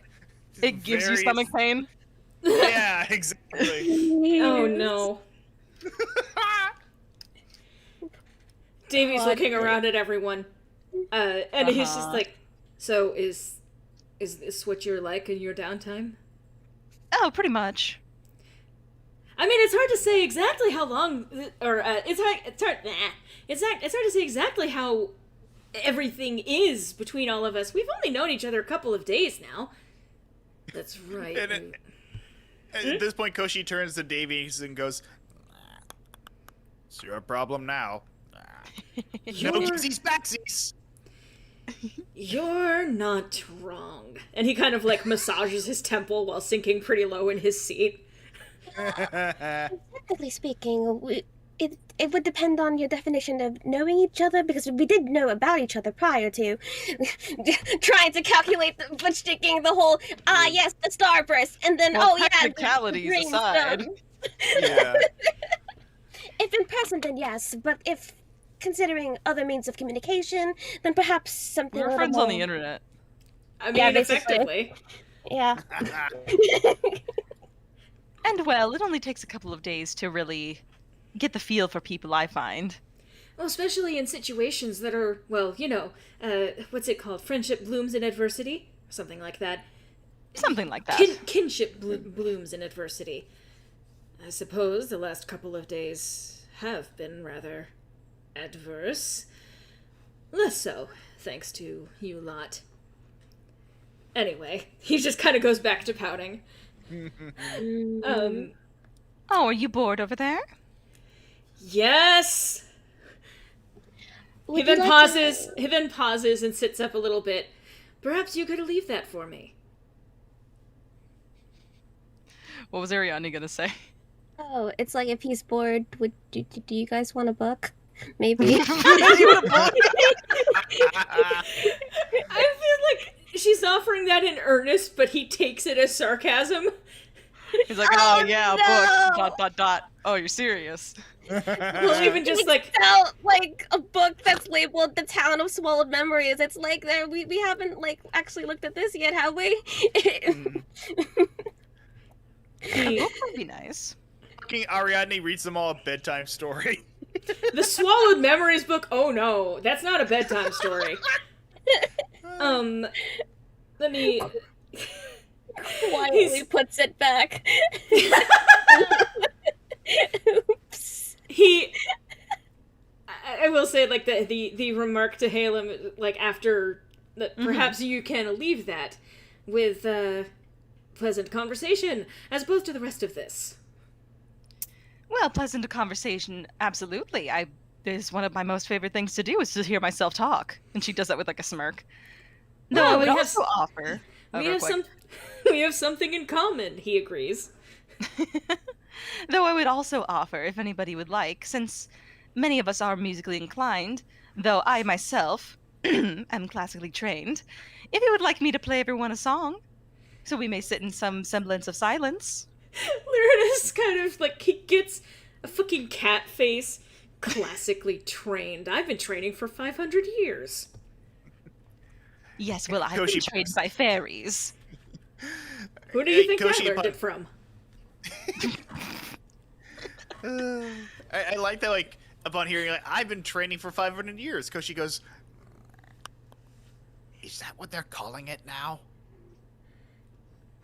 Well, I could call it several other things if you like. Out of character, my response to something like I've been training for 500 years, my snarky ass response would be like, then why aren't you good? Oh, But I love Lyronus, so I won't say that. He's been training for 500 years, so it was like, was that like during the time he was a star, or like? You guys were Time when training he was- for 500 years. I was studying the blade. I don't want to hear your space music. Like, what would you learn as like? What kind of music would you learn as a star? Do stars have ears? Twinkle, twinkle. the question Are you gonna though: play Fly does- to the Moon? does Ariadne Oh. actually ask such a question? I think she would be mumbling it under her breath, like trying to like figure it out. So Okay. Like an actual earnest question. yeah, but it would be like an actual earnest kind of like how does star training work? Like, what are the logistics? Is she actively trying to hide this, or just mumbling it under her breath? Kind of hiding it because she's not sure if it's appropriate to like ask. Okay. She's never done any singing training, so it's like, roll me a deception. oh god. All right, let's fucking go. Can she Nat deceive? Nat one. Oh. Nat one. Well, well. Not quite a nat one, but not quite a... for once, Lyronus has an insight.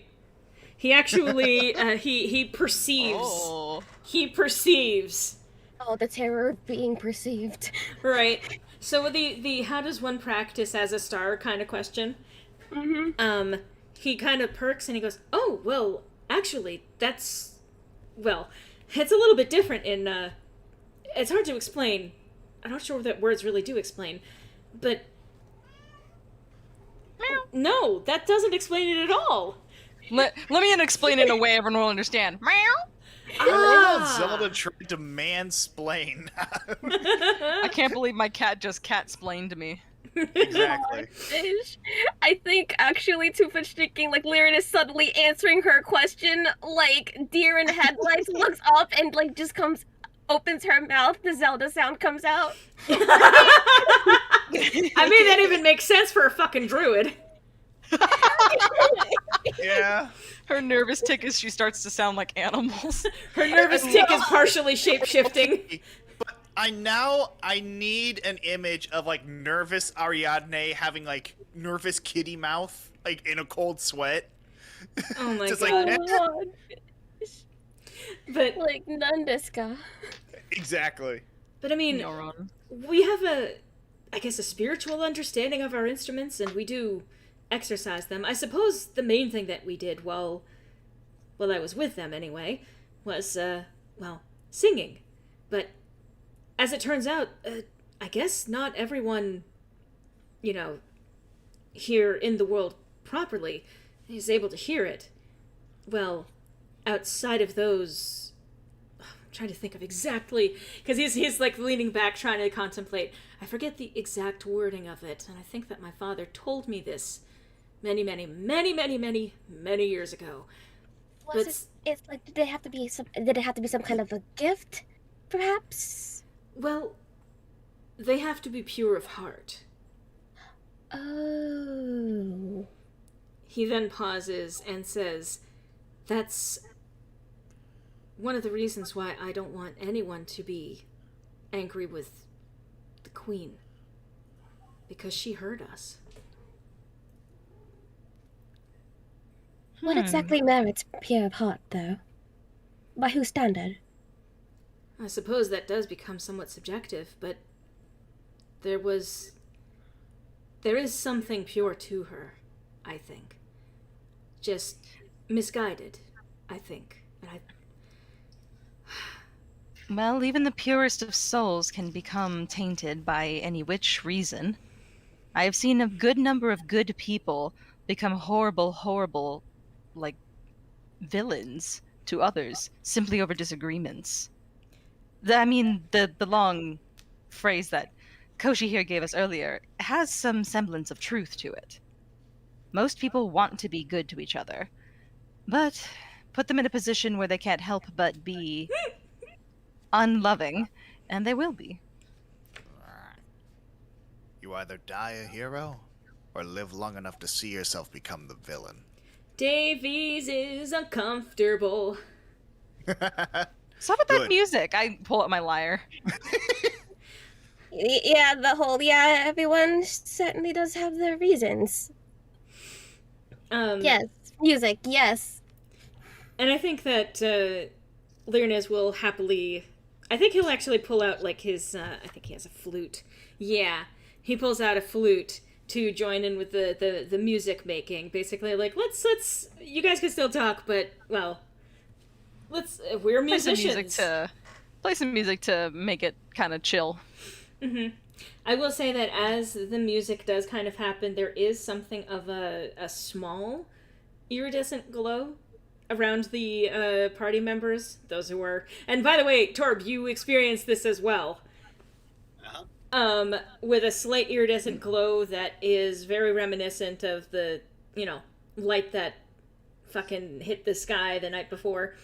But it's not massively powerful. You can tell that it's controlled. You can tell that it's kind of like a very low-level hum of that kind of power. But it still glows slightly. Mild glowing.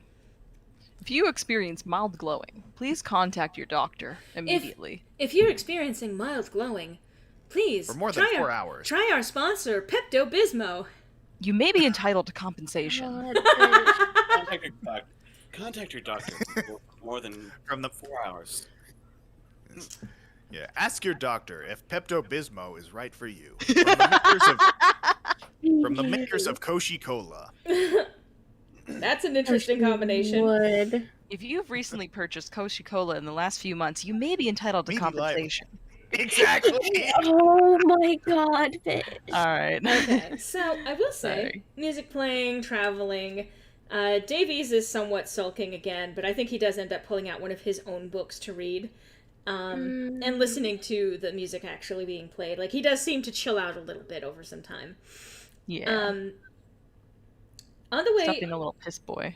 Jimothy pulls his horse alongside the wagon, cart, whatever, and asks if Haelum would like to ride on a proper steed at some point, or perhaps even share one with him.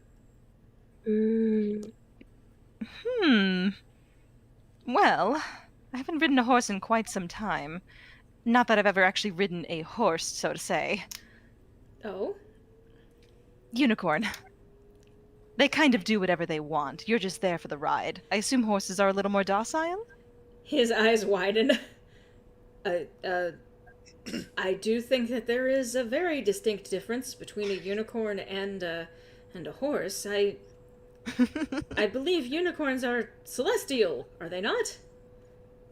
They might be. Let me see, does Lyronus fucking know? No, he's not paying attention. Wait, would that be a history check or? I was gonna say, would that be Arcana or History? That would be Arcana. Okay. Well, Ariadne, you're distracted. yeah. Koshi, yeah, you can tell that the unicorns are at least aligned with the Celestials. And they're very powerful. Yeah, I'm gonna validate this by saying, like, the reason Koshi knows this is because they've probably sold quote unquote ground unicorn horn to people as an aphrodisiac or something at some point. Oh god. Ah, yes. Yes. And so they, even though they can't read, they've heard through like word of mouth, you know, in their travels, you know, various things about unicorns. And while they've never seen one, they've come to the conclusion that they probably don't want to meet one in person. You gotta make something up when people are like, where the heck did you get like ground up unicorn horns? And then you make up a story about a unicorn, but you have to know about unicorns to make up the story in the first place. Oh, yeah, absolutely. Lie in some semblance of truth. So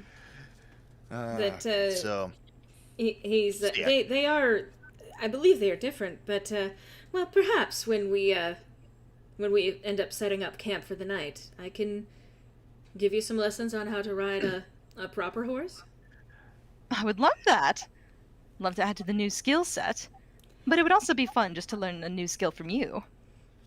He smiles broadly at this with a very obvious blush on his face. Davy sulks. Yes. I gotta go give Davy's attention now. Exactly.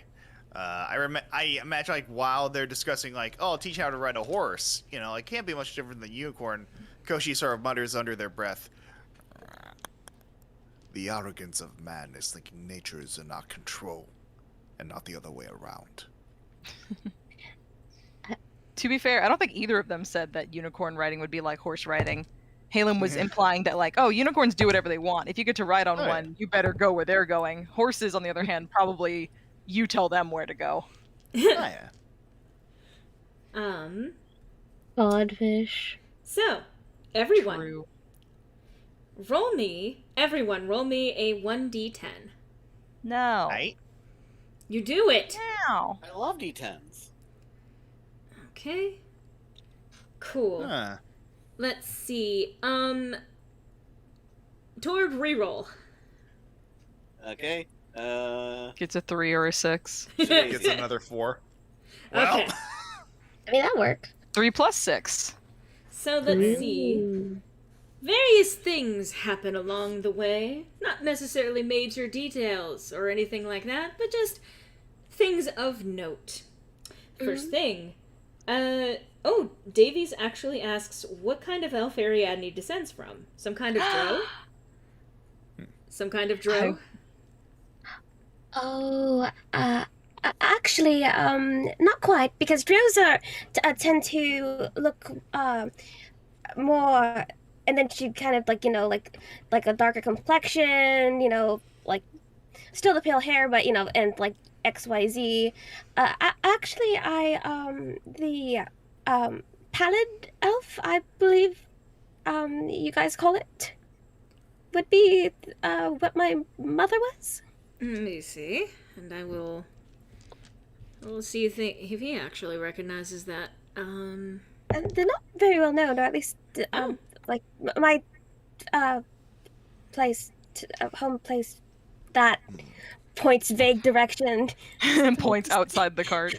Yeah. This way. He What's does. that? The Stay in the woods. wraps. We don't come out very often. Let me double check something real quick, because he does actually know what they are. I just rolled for that. Oh. Holy shit! Dang. Oh yeah. Well, while You're he's telling like me- remembering, like I think Haelum would just kind of add, like, well, you're certainly known to other types of elves at the very least. Not maybe known to other sorts of man or beast, but I have deep respect for the pallid elves. Yeah, I Oh, think. that- Sorry, go ahead. basically just like that's thank you. I have heard of them. A little bit more rare to encounter. And he kind of like is muttering to himself. But still, it is. I have not seen anyone of elf ancestry of a pallid elf, and so I was curious. You may have noticed that there were several different types of elves and half-elves. We're kind of founded from a bit of a descended group of elves and half-elves and humans.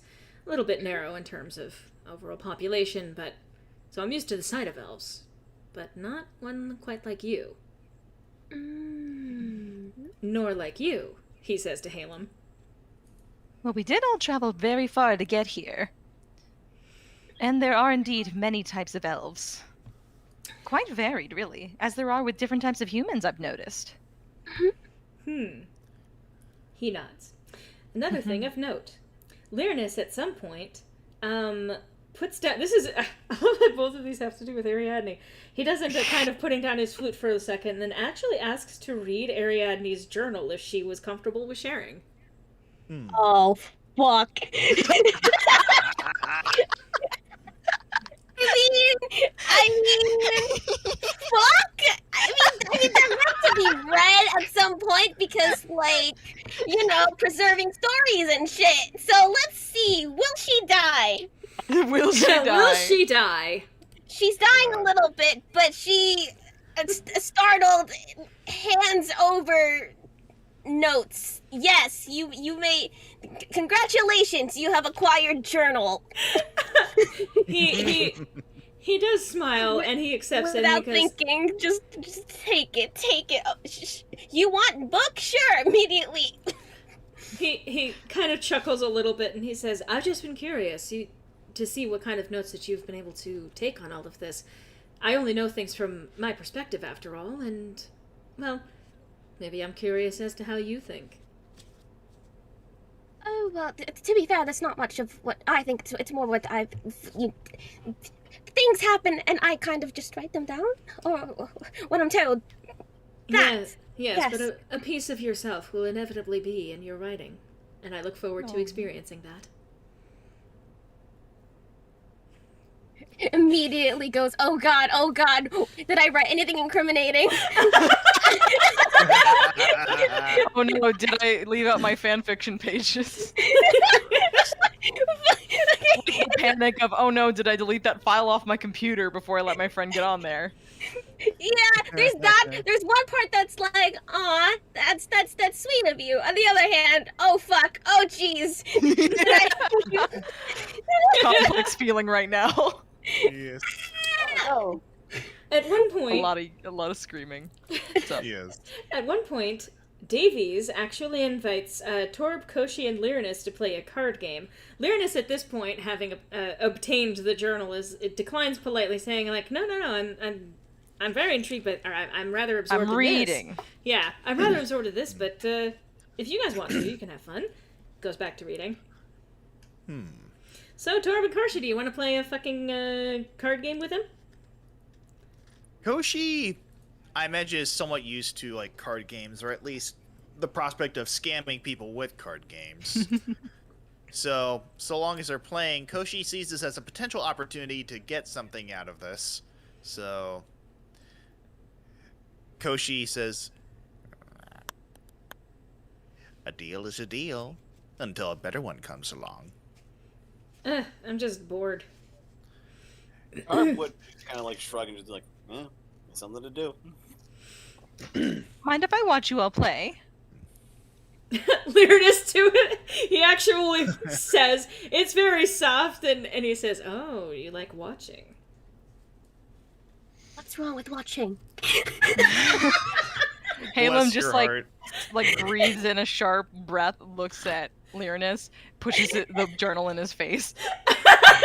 When you look over, you actually see him making a fucking cat face. Like, his eyes are on the page as he's reading, but, like, he's very clearly, like, eyebrows raised, little cat face going on. And she just, like, puts the book in his face, like, shut up. Koshi seeing Oh, that kind of watching. Koshi seeing Haelum handle this goes, thank you. It's okay, we do support you when you're watching. I would like to learn how to play a card game. That's something I don't know yet. Davies She just says is sassily. Davies is all too happy to teach her how to play. Yes, I also know this. Oh, God. So what Uh, are we playing? oh, it's interesting that this one you rolled for this one, Sean. Jimothy, again, and he goes through periods of, like, riding alongside the cart to moving around, doing, like, little, coordinated things as they're riding along. Comes back over to the side of the cart that Tarbh is on, and actually compliments Tarbh on his civility and his, ability to interact with people. It's usually just to keep a low profile. It's honestly just a means of self-preservation at this point. Oh, Jimothy nods in agreement. I get you on that one, actually. Never thought I would have something in common with a Minotaur. Otherwise, the others were like, monster, kill it. Yes, well, I'm sorry that has been your experience. Excuse me, I need to... And then he like, kicks off the horse to go up a little bit more. Please excuse me. So... He's not trying to be mean or anything like that. He's just like, it just be like that for me. Yeah. Oh, I know. He's not trying to be mean. It's that Jimothy is just like, oh, I walked into a landmine. I'm going away now. Awkward conversation. Time to leave this. Seeing this, Koshi once again sort of like nudges Tarbh with their elbow and goes, typical of humans. They scratch the surface and never think to look within. And this is why I prefer animals over people. And this is why they always say, don't judge a book by its cover. So, as evening fades to night, the stars begin to emerge alongside Selûne and her entourage of luminary tears. Torches have been lit, or the torches have been lit on the outside of the wagon to shed just enough light to be able to see where you're going, though the moon is adding a cooled brilliance that the sunset stole away. Leandra calls to her men and then addresses you. We're going to pull off and make camp for the night. Tired horses or heroes make for a dangerous journey. There is a handy clearing nearby, and as the wagon pulls in, it's clear that the others have used this site, that others have used this site for similar purposes. Old fire pits, wagon wheel marks in the grass and dirt, scattered rusted cutlery, etc. With practiced precision, tents are erected and a fire started. Actually, there's going to be multiple fires that were started. Nice. I was just like, I actually put, this is a fun thing. And I'm going to move us over as I describe this. Finally, a fun thing. Just kidding. Oh. no. I'm just making a. I'm sorry. Oh. If you spent 5 minutes just practicing, where aren't you going good? You can hear Gab retracting her limbs into her torso.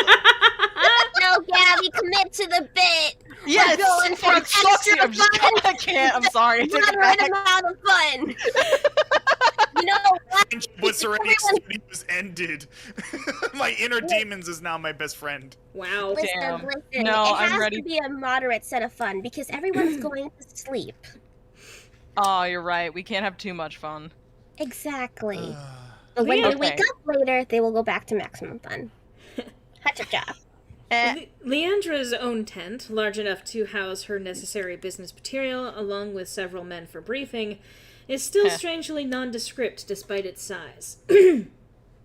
Jimothy helps with what is meant to be your tent, a sturdy fabric, clean and dry, so I'm just going to point it out. This is your guys' tent. Nice.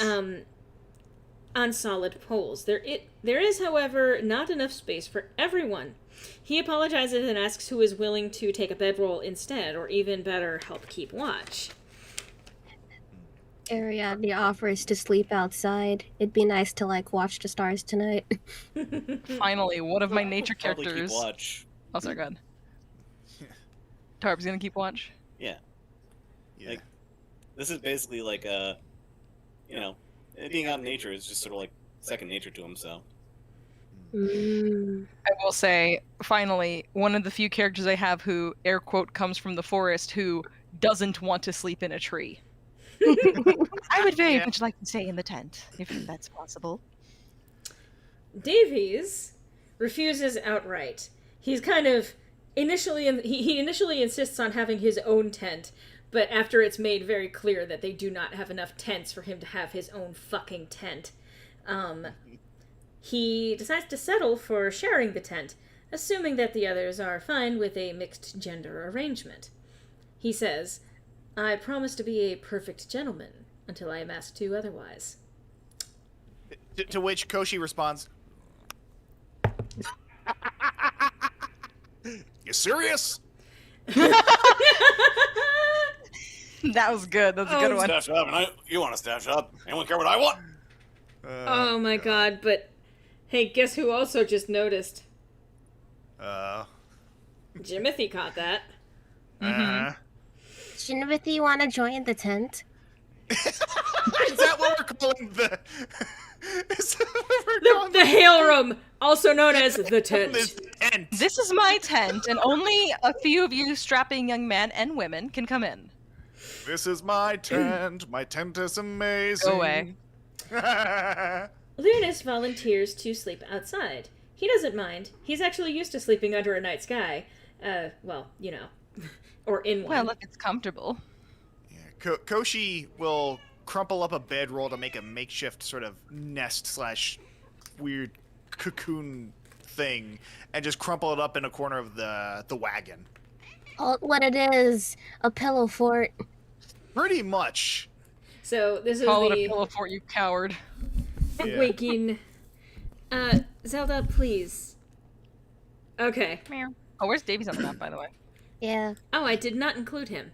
We left him in Vermouth. Oh no! No, he left. Oh, whatever shall we do? Let me. I did not add him to this scene. No. What? No. No. There he is. Whoa. I keep hearing like yelling and screaming outside, and I can't tell if it's like Yeah, it's children me. having fun or a woman being murdered. You know? Ah, Why can never not tell. both? I don't know Children why. having fun being murdered. He's not that Oh God, big. he's. I was gonna say, big. damn, Davies, you put on some pounds on the road.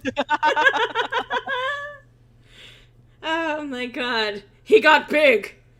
But you think you're a big man, don't you? Oh, you are a big man. Uh-oh. I just imagine, like, oh, there's no river nearby, but, like, a practical joke. Davies is asleep and stuff, and he wakes up, and he's in the middle of the river, and he's Oh just my like... God.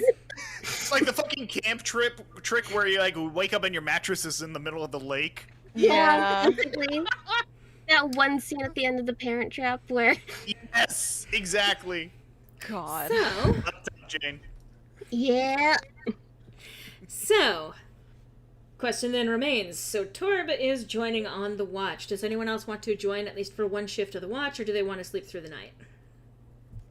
Koshi would probably not object to being on the watch, especially since they are getting closer to what they consider to be their home turf, and they probably realize that as peaceful as it looks, there's always the potential for danger around a corner. Yes. Do they want first or second watch? I'll probably go for second, just to Okay. make sure that they get everything set up with their own little, like bundle fort arrangement. So, just as a note that's from 1 in the morning to 5 in the morning. I think that works. Make that down for Koshi. Tarbh. Koshi has trouble sleeping anyway. Tarbh, what? John had to step away. Oh, okay. Well, You let's should see. really put it in the chat. You bitch. Oh, Oh, he did. he did. You- Yeah. I I just just can't got easily. away. Comment back. Yes. Yeah, I can't. Unfortunately, I can't. I have so many things open on my screen. I didn't see the Discord chat. No Whoopsie worries. doopsie. We can just sit here awkwardly for a little while. Yeah. Please tell me you guys heard that. Yeah. We heard that We can just no. sit here awkwardly. What would the first watch time be? If it's 1 to 5 for the second watch, would it be like, wait, 1, 2, 3, 4, 5? It's Would it it's 9 like- to 1:30. 9 to 1:30? Oh, okay. So 9 p.m. to 1:30 in the morning. Gotcha. Hey.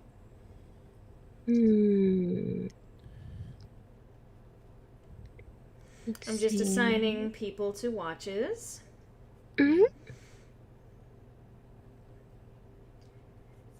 Just other NPCs that are actually going to do that. Haelum, I'm assuming, do you want to be on watch at all, or are you just going to get some rest? Are all the watches kind of covered with everyone else? Well, it depends on where Tarbh wants to sit. There are generally at least a couple of people on watch for each shift right now. Oh, okay. If it helps, then Ariadne could take first watch. Okay, I can add her to first watch. That way, that kind of guarantees, like, at least one player character per shift. Yeah, that definitely works too. Because otherwise, I have 2 NPCs. Yeah. Oh, that's actually kind of cute. Lyronus is on the first watch too. Oh, shit. Dang. Give Yeah, me back my journal, bitch. No, I'm kidding.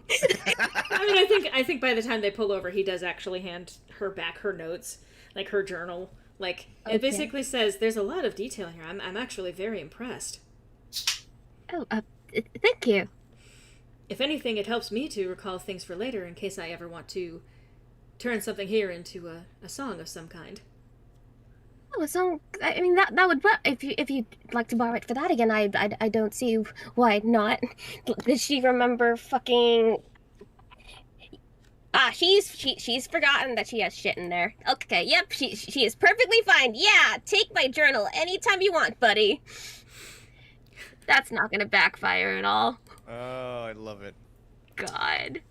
But basically, in terms of like settling down for the evening, like I can see the two of them having some nice, pleasant conversation in the first part of the evening. Jimothy is also joining you on the first watch. And on the second watch, what we currently have is Koshi, Edgar, and Leandra. Ooh, okay. And then we'll see if Tarbh wants to go one way or the other whenever Sean gets back. I'm back. Oh, welcome back. Welcome back.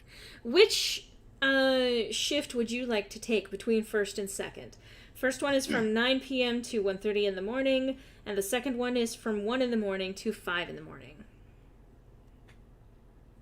I think Tarbh will take the first shift. Cool.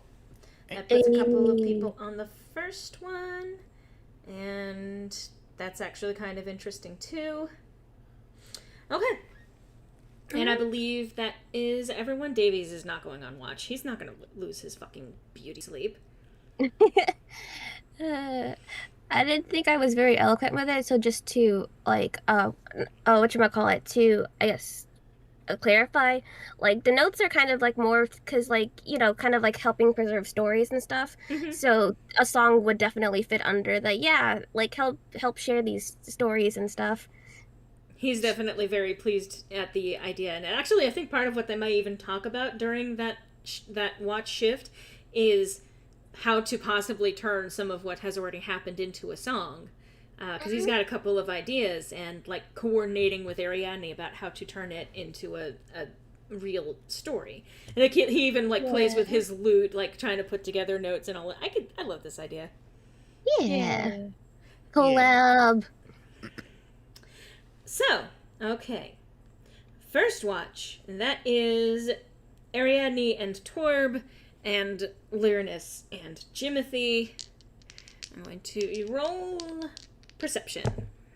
Oh, what perceptions? Okay, let's see. What do you see with your elven eyes? Shit. Oh. Nice. Very nice. Very nice. What you're able to tell, Very nice, I like. what everyone is able to tell, is things are, for the most part, nothing seems particularly out of the ordinary. You can definitely hear like the soft snoring of several people around the camp and the crackling of the fire. However, you do notice that the forest seems a little quiet. Oh, too quiet. Mm-hmm.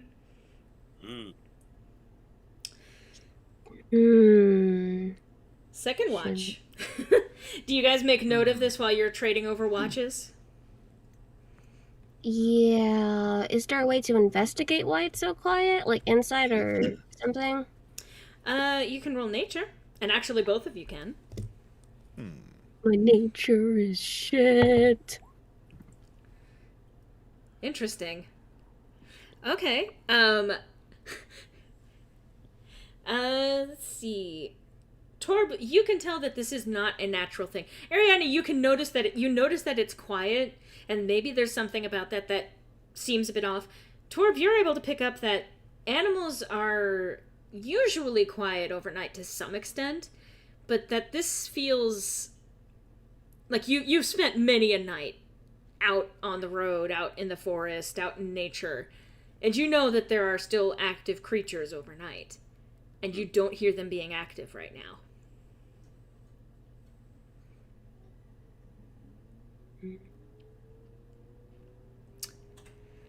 Oof. So yeah, whoever's taking second shift, gonna inform that. Something's off with the animals and the air. This forest. It's cursed. Dang. And let's see. So transferring over to the second watch, Koshi, roll me a perception. Okay, I can do that.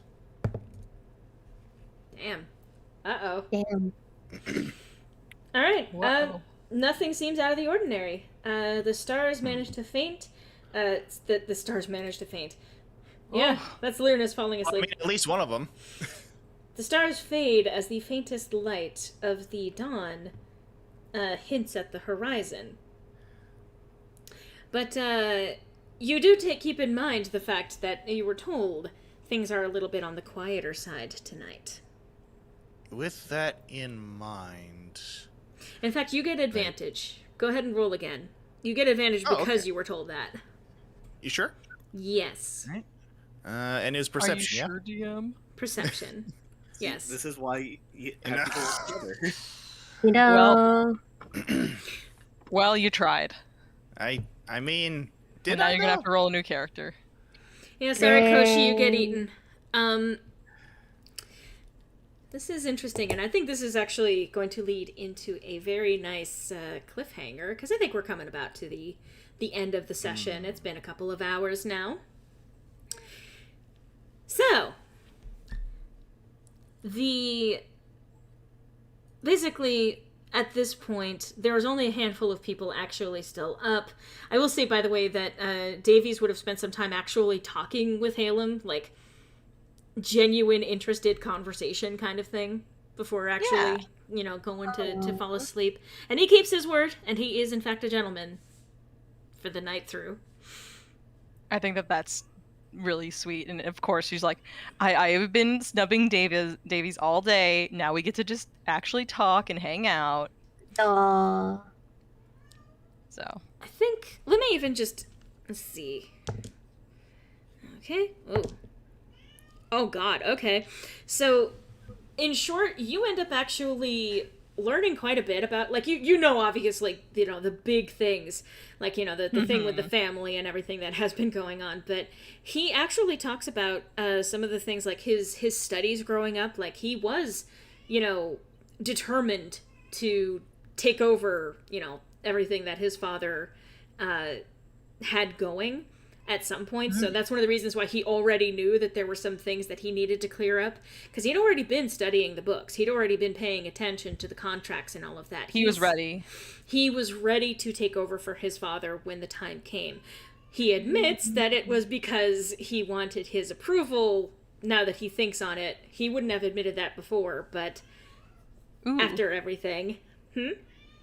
Just knowing that if he admits that Haelum would confide in him, that the whole reason why she is how she is, being the courtier and like a diplomat and all of this stuff, is because she was trying to get approval as well. So she would say, like, we tend to find ourselves, even if the beginning reason might be to get someone else's approval, or maybe never was a true reflection of what we wanted, but if it's what you want now, then it is what you want. No one else can take that from you. He smiles and adds that that he's certainly glad that despite everything, his plans have gone very awry, because otherwise he wouldn't be here now. Aww. So, that cute moment aside, Yeah. around the time when it gets to be about 5 or 6 in the morning, I will see Koshi. You were probably distracted because Edgar would occasionally come over and, like, harass you about stupid shit. Like, so what's your deal anyway? Like, you're some kind of bird? I mean, I imagine, like, Koshi... The thing is, I imagine, like, Koshi in this case would, like, not necessarily have, like, a definitive answer for them. They would be trying to... Like, this would be one of the few cases where Koshi would take the job seriously, oddly enough, because they are getting closer to quote-unquote home. But at the same time, I feel like they would be distracted in terms of, like, okay, what quote do I pull out of my ass to try and get this person out of here so I can keep an eye and ear out? So I can see that having contributed to, like, them not necessarily seeing anything. Including, like, literally, Edgar does not stop talking. Like, in the sense of, like, if Koshi doesn't answer questions, Edgar, though, goes on to complain, like, everything was fine until you guys got involved. I don't understand what that whole curse bullshit was about, but, I'm sure that one of your party was actually behind it. Didn't they even say something? So, continuous... At one point, at one point, Koshi would just sort of, like, swing their staff of flowers out just in front of the person, and then pull out one quote. What's that in the mirror or the corner of your eye? What's that footstep following, but never passing by? Perhaps they're all just waiting. Perhaps when we're all dead, out they'll come a slithering from underneath the bed. The fuck is wrong with you? God! Anyway. And at that point, Koshi would go, good question. Next question. But yes, come the morning, Leandra ended up taking one of the overnight shifts, and as part, like, the second part of the shift, because she likes being up early anyway, and so she uses that time to start preparing for loading up the wagons, because, like, things got unpacked. Most of it stayed packed in the wagons, just in general. By the way, Koshi, I just noticed that this one has a bed.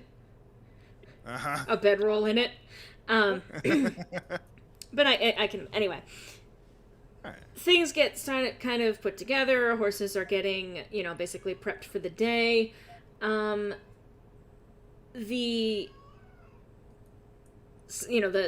most of the other, bandits don't interact with the party much. They don't particularly care. You haven't done them any particular favors. The others, like, Leandra, Jimothy, and Edgar, the named ones with unique portraits here, Yeah. are invested in what you guys are doing. So Jimothy is actually the one to go around waking people up if they happen to be actually asleep at that point. And as things are getting ready to be packed up, as, one of the fires, like, you can see that light is just starting to come over the horizon. Sun is about to rise. And just as the fires are being doused and put out and all of that, excuse me, a soft hissing swirls around you. Somewhere in the bushes, or even the trees nearby, another hiss answers, and yet another joins. Suddenly, something leaps from the shadows, fangs gleaming with poison aimed straight for Leandra. And let me... boop. Whoa. More Oh. Oh emerge. no. Yeah, more emerge. And let's have fun with this one. Dropping from the trees by a web thread, or sliding between the trees, or coming from the bushes, etc., etc., etc. Is that so? Is that so? Those are some fucking bed bugs. I was gonna say, Koshi can make a killing if he just invented bug spray. I mean, Just saying Damn, right literally. now. They do have the perfume. I don't know Someone if it get would some help. fire, spray the perfume on it, flamethrower.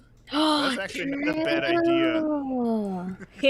You guys do have something related to fire, too, in the potions that Sally gave you, I think. Anyway, you're surrounded by giant spiders. Fuck. And that's our cliffhanger for today. Ah! Why is it always gotta be spiders? Why is it always gotta... If it's not spiders, it's fucking snakes. Yeah, why Or couldn't it be goblins. Why couldn't it be massacre the butterflies? See, I had the dumbest thought. Ariadne Oh. turns into a spider and tries to tell them, hey guys, go that way. You don't want to eat these guys. Quick, Ariadne, reason with them. Ariadne just pulls out her Spider Woman cosplay. God, Enter the Spider-Verse Ariadne version. I mean, screams. Oh Doesn't man. further dance spider Oh, style. we have to fight spiders next time. Let's go. Meowing bedbugs, Yeah. how terrifying. Actually, no, I just had the thought too, considering, based on the announcements earlier, I have to wait until next year to fight these spiders. Are you kidding me? That is weird. Oh, Oh. I'm gonna start all these next year jokes starting now. yeah. Wait, what's happening next year? Oh yeah, so you weren't here for that announcement either. So Yeah, I was I going to was reiterate it away. anyway. So this is actually going to be the last Starburst stream of the year, because on the 19th is when Griffin and I are going to be moving to a new apartment.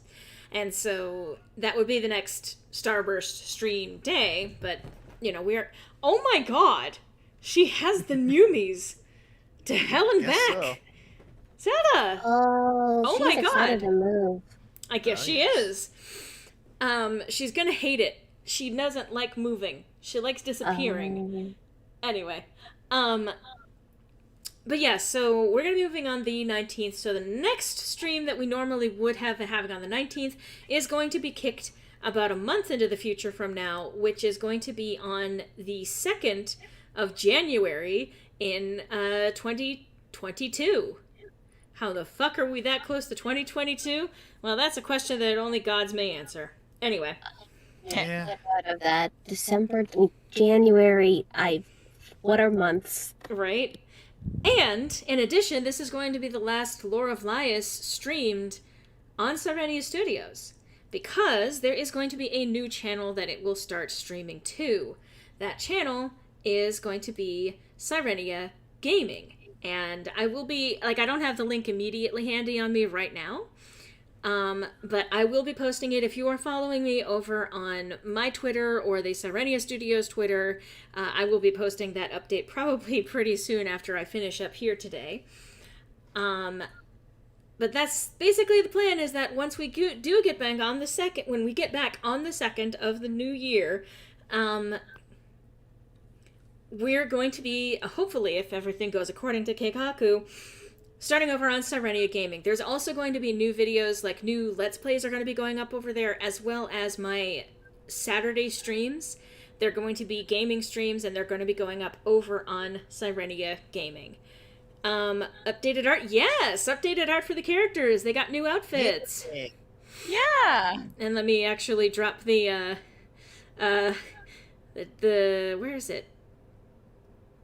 God damn it. There we are. Oh, you need help? So, Okay, got to it. obscure, it was obscuring Haelum. So, there she Okay. is in all of her glory. Stop obscuring me. I'm very important. Y'all. Of course you are. Anyway. Cool. But yeah, so I'm excited to get. There's actually one Let's Play that has been in the works for months now, and I'm very excited to actually start releasing that. And it's a game that I've never actually played before, and it's a game that no one's ever seen me play before, which would concur with the first statement. But you'll find out more about that when I actually get around to posting some videos on that channel. But these videos are not going to be going down like over here. They're going to still be archived in the same playlist. It's just that future streams are going to be on the new channel. But it'll be, again, if you follow those same Twitters and social medias and all of that, like the Tumblrs and all of that, you will still get links to the appropriate streaming location. It will, tell you when. It's pretty easy, or if you're in my Discord or anything like that. Oh, you might have some drawing to do, perhaps, maybe. We love getting fan art. Absolutely. I haven't shown it exactly in a while. It's also been a while since we've gotten something new, unfortunately, which sucks, but the fan art is always appreciated. But I'm excited to get things going with that, because unfortunately, if you put gaming content on the same as a content creation, like normal, non-gaming content type of channel, YouTube does not like that, and it will kind of screw your channel over. So I want to see if I can't kind of condense that over. So that's going to be fun. That's going to be interesting, and there might be something new starting on the Loreley channel proper for different days of streaming. That all said, here is my little requisite speech at the end of pretty much all of these streams and videos and all of that, which is to say, if you like what we're doing over here on this channel or over on the other channel, the other channel, Loreley channel, or if you're excited to see the Sirenia Gaming channel, then be sure to, subscribe. Make sure if you're not currently subscribed to the current channel here, please do that. Or if you want to subscribe to the Sirenia Gaming, that will be hopefully linked to not too long from now. Commenting also helps with every YouTuber. If you leave a comment on a video, that tells YouTube, hey, we like this. So it helps quite a bit in that regard. And if you like it enough to actually possibly toss $1 or $2 my way, or I say my way, it does go back into being able to do these things. But you can do so either through the patreon.com/mloreley. That is linked in the description of all of my videos, and that can help you, as well as voting on things happening to the Lore of Lies campaign stuff, whether it's obstacles, benefits, problems, anything else that can be voted on. You guys get the opportunity to do so, even at just $1 a month. You also get early access to all videos that go up on the channels. So that's something to look forward to as well, hopefully. And if you don't want to get into the whole commitment of it, or you don't like Patreon, you can also do coffee.com/mloreley. I like the little button on the screen. That also helps. It's basically just a little tip jar, basically. Either way, none of that is required. It's just if these are things that you feel inclined to do, the option is there. And I mention it just for the sake of mentioning it. I try not to over-advertise, but it's kind of inevitable anyway, just in general. Anyway, today was fun. Did you guys have fun? Absolutely. Hell yeah. Yo. Got some exploring with some of the new dynamics involved, and getting a glimpse about what it's going to be like traveling with Davies. Yeah. Yeah. He has stuff. And we're getting slow. I mean, I say we're getting to know Tor, but he has not said much just yet. He's a man of few words. Yeah. He'll be able to truly speak in the upcoming battle, though. That's probably where he speaks the most clearly. Yeah. Mm. And at this point, I realize I never added a feat for Tarbh at level 4. Huh. Well, So I'm gonna do that. You something gotta do Oh, it. yeah. something He's y'all got can hooves. do. I'm glad you guys had fun. I know that I did. I'm glad that a lot of these little interactions are happening. I have fun playing with you guys. I have fun streaming it. I have fun putting together ideas for this, and I'm glad that we actually got to the cliffhanger point that I hoped we would get to. So, Yeah. yay! Hell yeah. If you guys out there in the YouTube land enjoyed this video, thank you for stopping by today, whether you are watching it after the fact or if you were live. Thank you for those of you who stopped by live today. It's been great having you around. I know I haven't responded to you as much, but Haelum, Ragnar, and Zach, thank you for chiming in today and responding to stuff as we've been going. And thank you guys for playing my game today. You're welcome. Absolutely. I look forward to seeing you guys next year on a new channel and with all of the bells and whistles hopefully help to improve things, especially in a new apartment, which should be a slightly better arrangement than we currently have. So, Yeah. Thank you for tuning in, guys. thanks for watching, and I hope to see you next year. Take care, everyone. See you in 2022. Bye. Hasta la vista. Bye-bye!